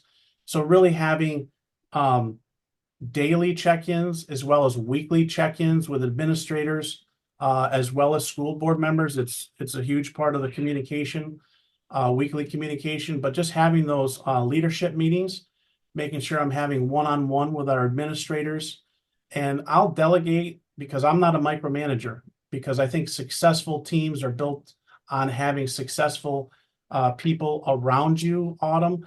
And like people that know me know I don't have to be the smartest guy in the room. I'll make decisions. I'll get my hands dirty and get right down in there. And when I was an athletic director, I put out all the chairs. I helped clean up in the kitchen afterwards. So I'm not afraid to get my hands dirty. But again, when you're running a district the size of Swartz Creek, you got to be able to delegate some of those things and trust people to do the jobs they're hired to do, and then hold them accountable through evaluation and conversation. So thank you for that question. Good job. Next question will be from Carrie Germain. That's our number 5th question. Number 5. Hi, Chad. Hi, Good to Carrie. see your face. Haven't seen you in a while. So what has been your experience in determining both short and long range district goals, and who should be involved in that planning? Sure. I appreciate that question. I'm heavily involved in strategic planning. So one of the things we're doing for district-wide goals is, and I love this committee, our goal is people are our greatest asset. So we spend a lot of time in employee appreciation. When they do accomplishments, we recognize them, and we just really try to go out of the way for engaging with employees.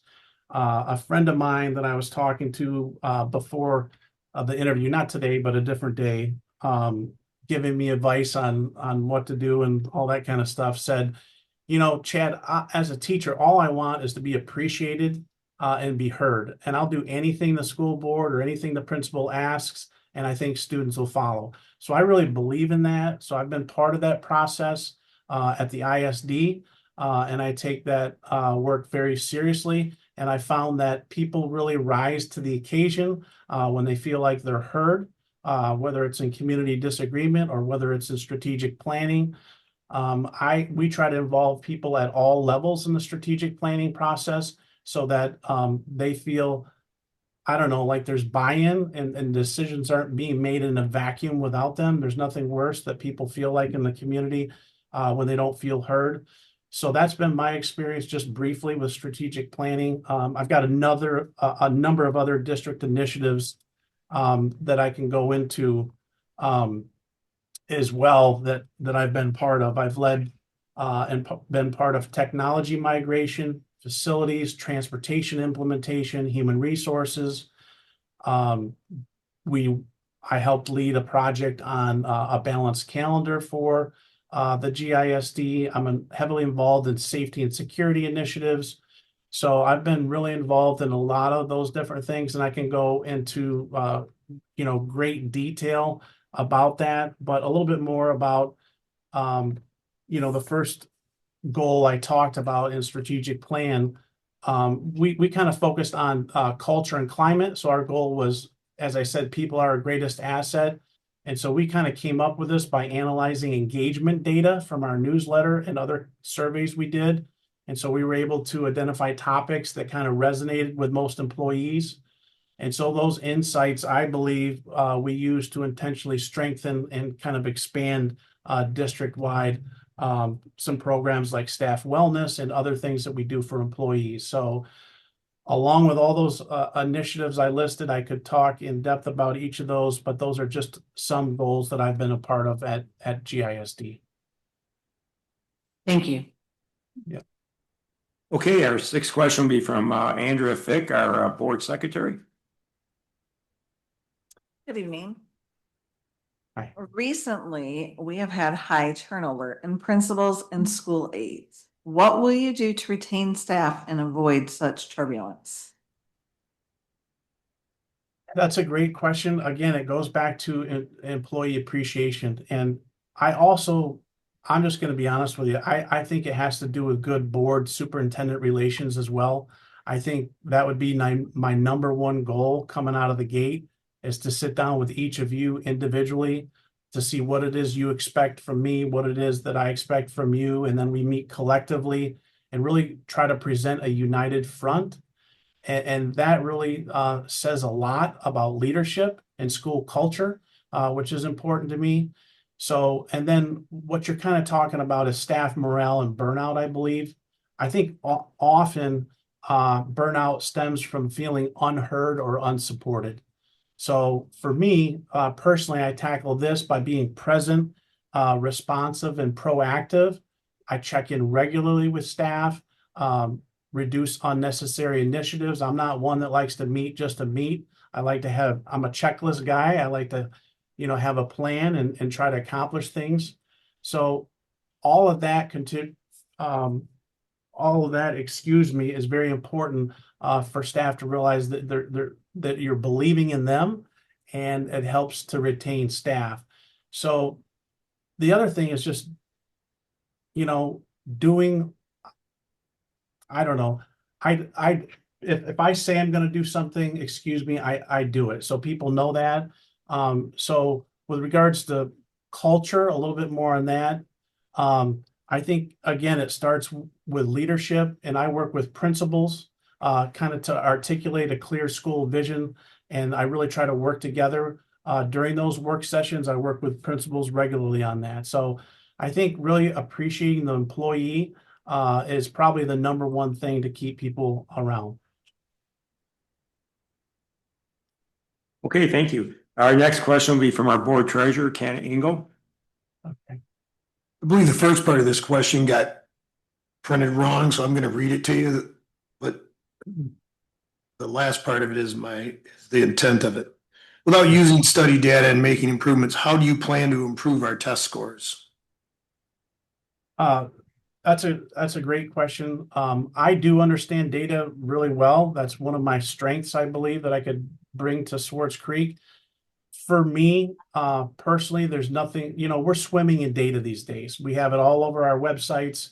We have all these fancy systems like Munetrics, but there's nothing worse, I think, for a district than being data rich and information poor. So what I mean by that is we really got to dive in and understand what that data means. Until we understand what the data means and where the achievement gaps are and some of those teaching strategies and whether they align with the statewide curriculum, I don't think we can move the needle forward. So just recognizing what our deficiencies are and looking in the mirror and saying, hey, you know what? We're not so good at this. What can we improve on? So there's a lot of things that Swartz Creek is doing well and that we can build upon. But I think it's going to be important to have data check-ins.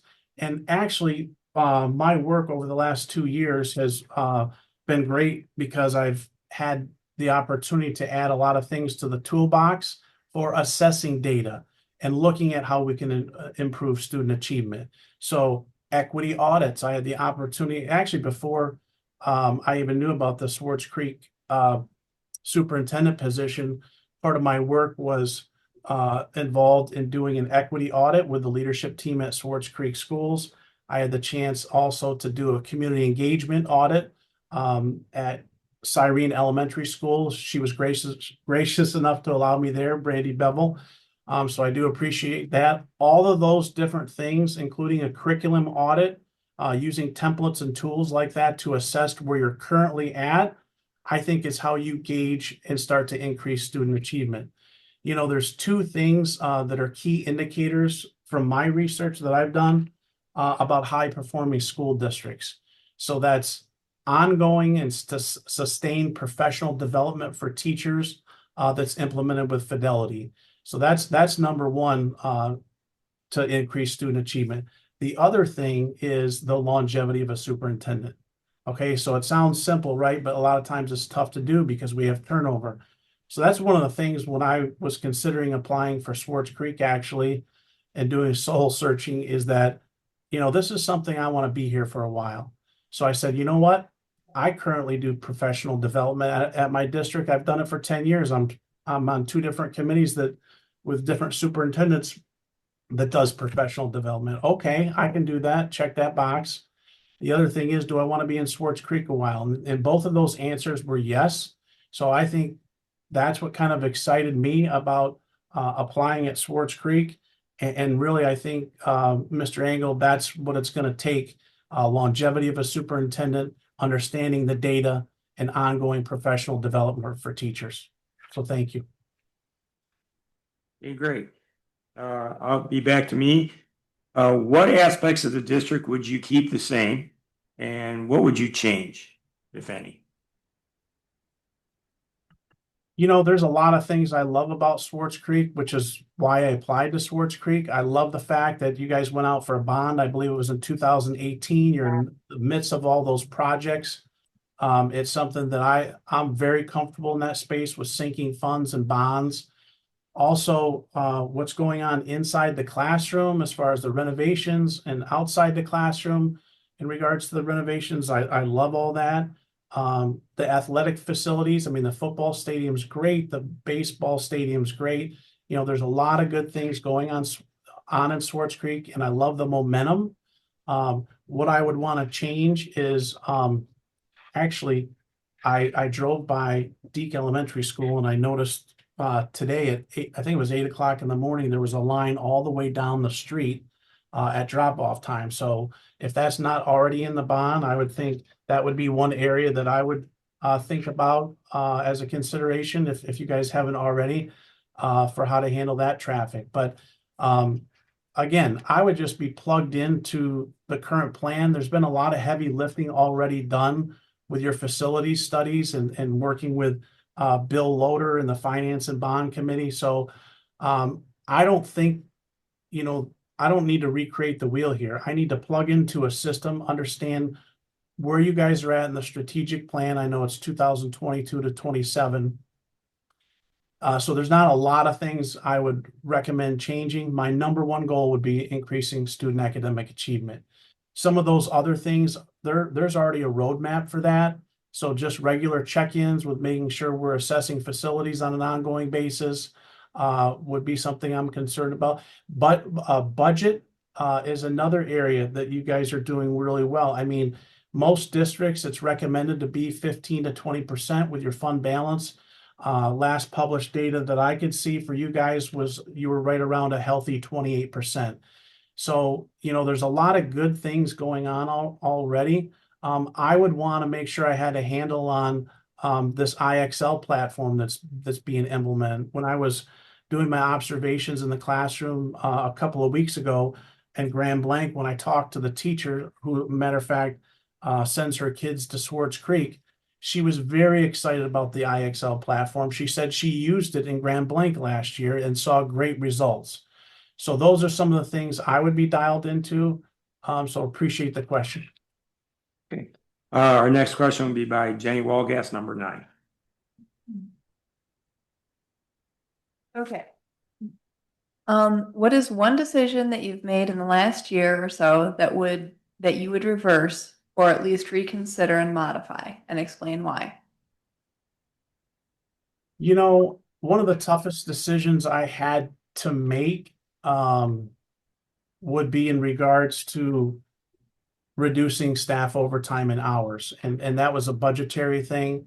And I don't know if I would necessarily change it, but one thing that I did learn from that is, well, one good thing was I didn't pass the buck. I sat down with the employees face to face and we talked about, you know, what conditions would need to be in place for a pathway back to restoring those hours. But I think reflecting on the last year, every time I have an interaction with an individual, I can always do better, right? So active listening, making sure you're having eye contact with people.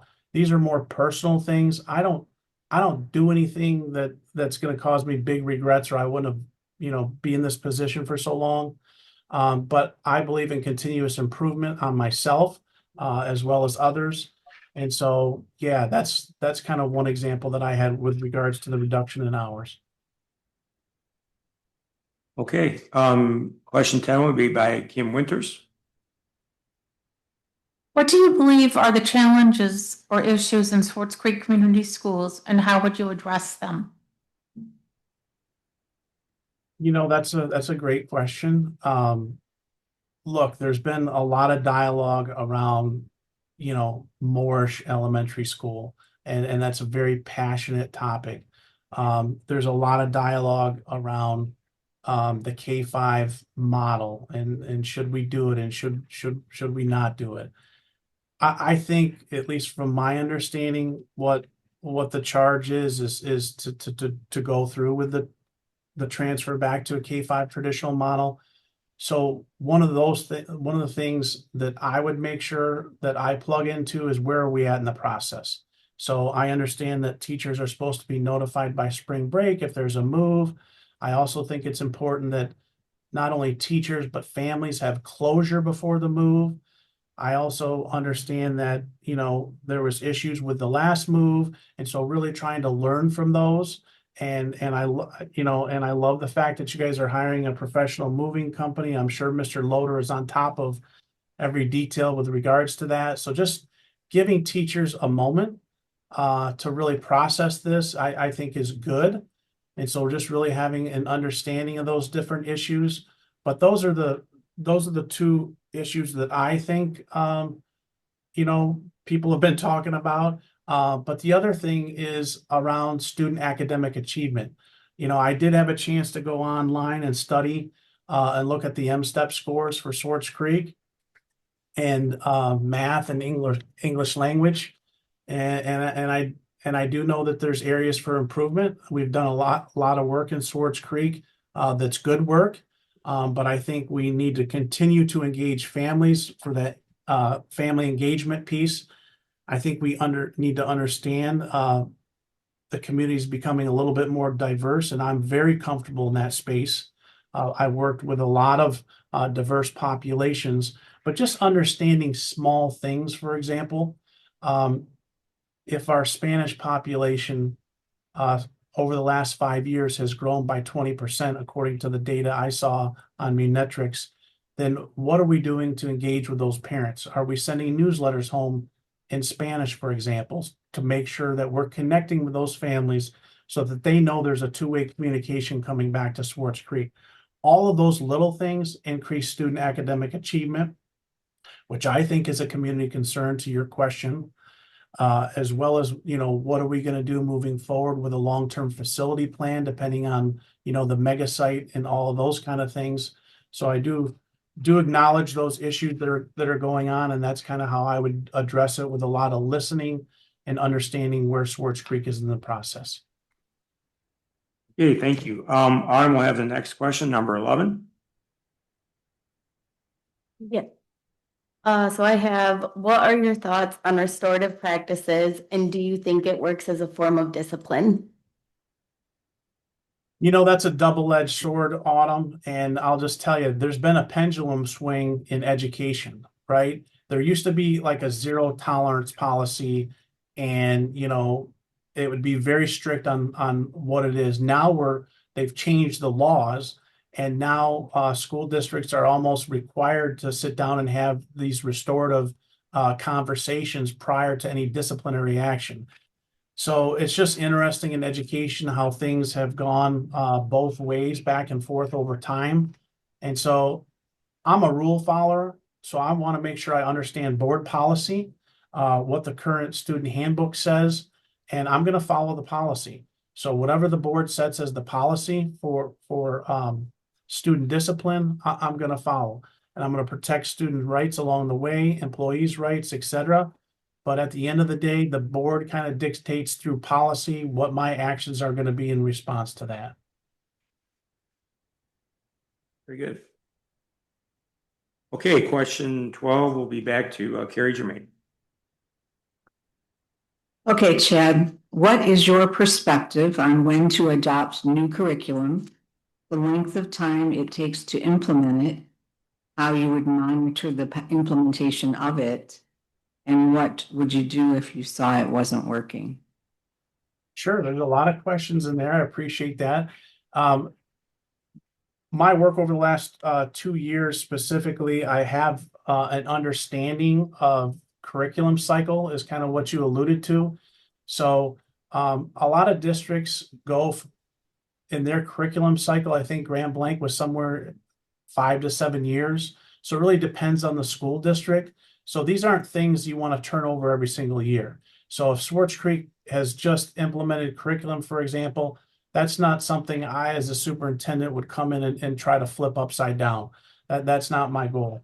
One of the things I do look at, though, when evaluating curriculum instruction I kind of ask, what is it that we want our students to know and be able to do? This year I had the opportunity to work with Tricia Charvani from Bendel Public Schools on what was called a K-2 curriculum audit. And so I sat down with her and went over through the audit. It was like a template, and the audit focused on 3 key areas.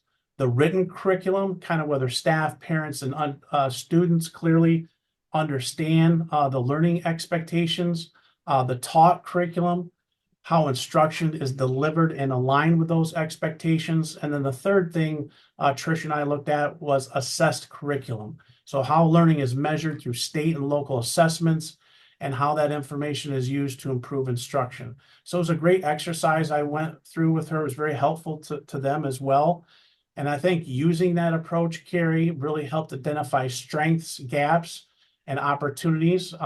I thought ensuring curriculum and instructions are aligned, effective, and are focused on improving student outcomes across Bendel schools. So that's one thing that I've done recently. And again, I mentioned those observations at Grand Blanc Community Schools, and really also the other thing in regards to that is making sure people have access to the high quality education. So with regards to curriculum, I think ensuring all students have access to the high quality education, really starts with a commitment to equity and really understanding what that means. Did I answer all those questions, Carrie? The last one was, what would you do if you saw it wasn't working? So I've had the wonderful privilege to raise two students that have 4.0s. I know what good learning is when I see it in the classroom. I know when I see students engaging. I know when I see students talking with one another, presenting, questioning each other, questioning the teacher, presenting their ideas at the front of the classroom. I know what good learning is. So if I see that that's not happening, I think it goes back to trust with my administrators and having those conversations about, hey, I did a walkthrough and I noticed that this wasn't happening or that was happening. Can you tell me more about what's going on in that classroom, or can you tell me more about your strategies to try to help that teacher come along? So that's kind of how I would approach it. Thank you. Thank you. Question 13 will be by Andrea Fick again. Hello again. How would you handle a situation where the direction from the school board is contrary to the recommendation from your cabinet/admin? Okay. Let me just understand this right. Let's say there's a finance and bond committee. Let's see if I can come up with a real example here. So you're saying the finance and bond committee, for example, gives a recommendation to the board, and then the board doesn't support that recommendation. Am I understanding that clearly? Well, if the board has a recommendation, the school board, the direction of the board is contrary to a recommendation from your cabinet. So your teachers, your other admin in the ad building, maybe your deputy, whatever. You've got different conflicting information, I guess. We want one thing, but maybe your principals want something different. Sure. I think initial conversation, that's a tough question, because really it's having an understanding and conversation with the school board when I would first sit down with you guys and understand, kind of the division of duties, right? The board's role is setting policy. The superintendent's role is kind of, running the day-to-day operations. You guys know that. But if there's a disagreement, what I would hope would happen is having a healthy conversation around it, asking clarifying questions. If the board needs more detail on why the administrators made that recommendation or why the cabinet made that recommendation, hey, if it's a good idea, it shouldn't be a problem to provide the board data on supporting, the decision you made at the cabinet level. So good ideas, I encourage them to be questioned. And so again, I think healthy dialogue and conversation and trust and respect around those conversations is good. That's the only way I've ever grown as an administrator. So that doesn't bother me at all. If someone or a school board questions a recommendation, I would feel like that I had the fortitude to provide educational and research-based answers to the board to kind of support what that decision is. So no, I welcome questions and I'm very comfortable in that space. Did I answer your question, Andrea? Sounds good. Thank you. Okay. Okay, and our next question is gonna go back to Ken Engel, our treasurer. It's question 14, and you got about how many minutes left? So we have about 9 minutes. You're doing okay for the last two questions and a little plug at the end. This one has a real short answer, Chad. Would you agree to a contract based on improving test scores? Absolutely. I don't even have to think about that, Mr. Engel. Thank you.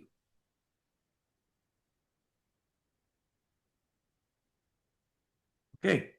And the last question, I'll take Chad, and it's kind of a plug for you. I mean, we don't really answer a lot of questions in a public forum like this, but if you have something specific, one of us can answer it, we'll do it. Do you have any questions for the board?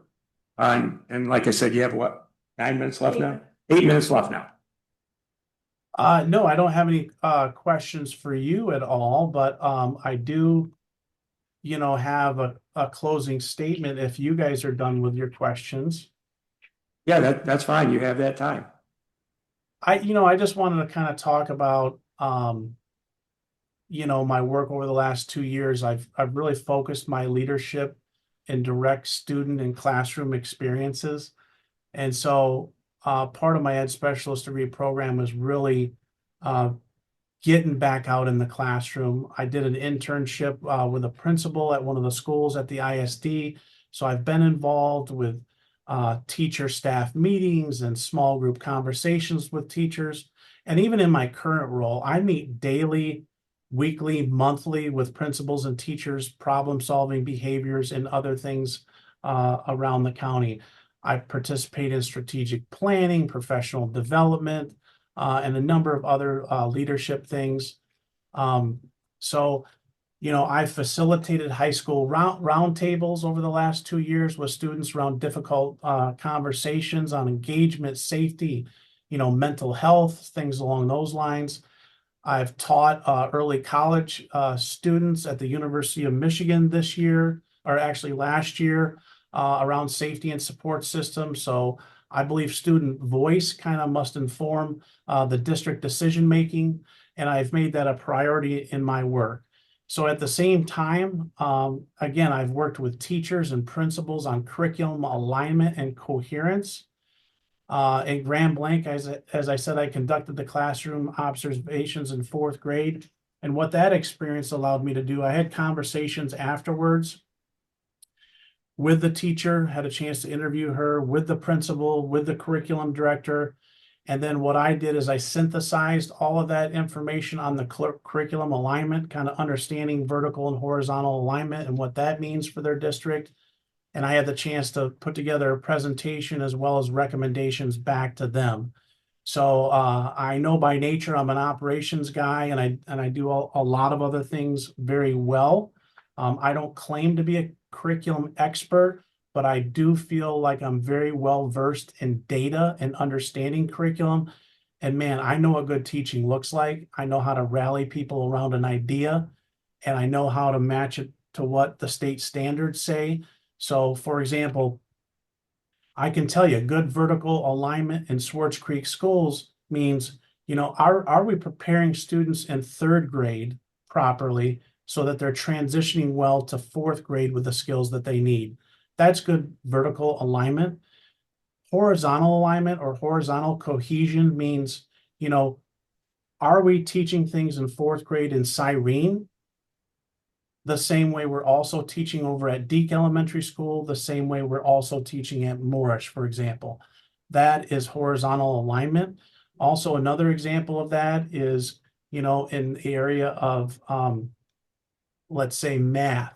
Are we teaching in math what also is being supported by the science teacher? So those things have to complement each other to have good horizontal alignment.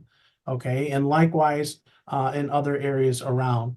Also, I understand the process of formative and summative assessment with regards to teaching and curriculum.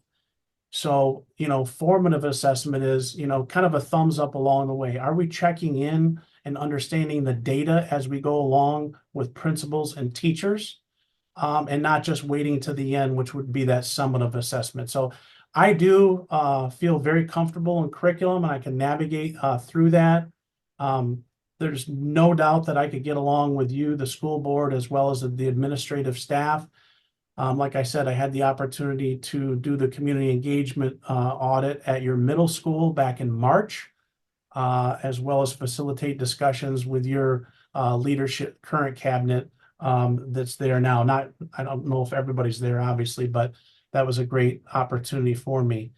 And so that's just any questions for me regarding curriculum. I'm happy to entertain them. And then I would like to kind of say, how much time do I have left? About 3 minutes. Okay. I kind of want to, share why Swartz Creek. I chose Swartz Creek Community Schools because I think you guys are at an important transition point. The return to the K-5 model, the renewed emphasis on academic growth, for example, and the focus on rebuilding consistency and trust, I think all signal that you're a district ready to move forward. It's also clear to me that Swartz Creek has a strong sense of community and a board like yourself that's deeply committed to doing what's best for students. I followed your meetings and your discussions, and what stands out, I believe, is your shared desire for stability, improved student academic achievement, and transparent leadership. I think these priorities align directly with my strengths and experience. I've built a proven track record of good relationships with school boards, with teachers, strengthening systems and improving outcomes throughout the county. So I believe I can lead with trust, and I believe I can help Swartz Creek continue that momentum forward. I think more importantly, to me, I think Swartz Creek feels like the right fit. I think this is where, people take pride in their schools and support one another, and that's very important to me. I think the community expects their superintendent to be visible, collaborative, and accountable. I've got no problem with any of those things, and I've been successful doing it. That's who I am as a leader. And so just one story real quick before we go. I had the opportunity to attend a Swartz Creek basketball game in December, and kind of what stood out to me wasn't just the game itself, but the pride, in the students, the support from families, and really the genuine sense of community that I felt in the gym that day. So I believe my experience in instruction, operations, systems improvement aligns directly where Swartz Creek's headed. And I want to be a part of the work moving Swartz Creek forward. Okay. Thank you very much for the interview tonight. We're going to have our interviews tomorrow with 3 other candidates, for the first round, and then sometime late Thursday night or Friday morning, you'll be notified if you make it the second round, Chad. And these will not be on any live cast till after tomorrow night, when there are 3 candidates have their interviews. So it's done fairly for everybody there. We appreciate your time from the Swartz Creek School Board, and we appreciate your interest in applying for this job. So we'll let you know by tomorrow night or Friday morning. Okay? Yeah, thank you so much. Thank you, Chad.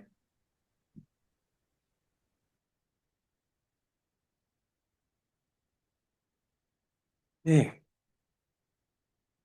That completes our interviews. We'll go into public comment. If anybody would like to say anything to the board, you have 3 minutes. Please state your name. And if you don't, none? Okay. Yep, I got one. Oh, I'm sorry. I'm sorry. You're not the public. You're an employee. Sit down. I can't say something. I'm sorry. I thought you were coming up to adjust the mic. No, I just wanted to share one appreciation and one good news with you. I appreciate the pushing of the Chromebook purchases last month, and not good for everyone else, but good for us. I just got word today from Carroll and Saginaw. They released the new pricing. The Chromebooks that we purchased are now 63% increase today was announced. So I think, Yes, from the price we paid, and we just locked that in, so. I was feeling very worried about that, you know, if that was just doom and gloom, but it was doom and gloom. And I think there's gonna be a lot of people in trouble when they go to purchase. So we scooped up basically the last remaining amount How many at did that we buy, price. Travis? You told us last time, right? 840. So 840 Chromebooks, and you recall the price, I can't remember. 350, and I think they're now 571. When I was back there adding up 63%. Get ready, we're going back to textbooks, because all the sentences show that textbooks are where it's at. I thought about that the other day, and I've been reading a lot on it, but I'm glad that we got them. We'll get good use. I just want to say, appreciate that, because I know there's a lot of schools scrambling, and now they're thinking, oh, we'll wait until March, and they're gonna be, you know, we're. They'll be able to, they'll last a long time. Yep, and we're good. They'll take us through next year too. So I just wanted to share that news, and hopefully next year the prices will I come want to back. thank you for your foresight and getting. Yeah, I appreciate it. I just wanted to. Finding him. I'm glad that our board supported you, and that was the whole. Yeah, thank you. Yeah, the listserv back there was just blowing up while you guys were in the meeting. I was just following along, and they're scrambling right now about it. So and there's a big controversy about whether or not Remsey can actually hold that price. You know, it's a contractor price, but they actually just pulled them off of the whole Remsey contract recently. So that's going to affect their vendor score because they don't want to eat a 63% loss either. So I share that good news with you, and thank you again. Thank you, Travis. Okay. Everybody good with public comment? Anybody else? Okay. I'm gonna make a slight adjustment on our agenda here. For tonight, it says debriefing with Ray Associates. We'll actually score and they'll help us go through the system tomorrow after their 3 candidates are. So I'm gonna take that off for this evening if it's okay with the rest of the board. Does anybody have any objections? And that will actually be placed on tomorrow's agenda. And then, does any board comment? We don't have board comment on it, but I'm gonna add that. Any board comment? Nope. Okay. And then no board comment. You guys know what's next. Number 8. Yeah, motion. There's a motion made by Autumn and seconded by Jenny Walgast to adjourn. Any all in favor? Hi. All opposed? Thank you, ladies and gentlemen. Remember, Public, and thank you from my all board members. Yeah, Sue. I'm and I sorry, need Sue. your applications and questions, please. Thank you. Okay, we'll place those all up here.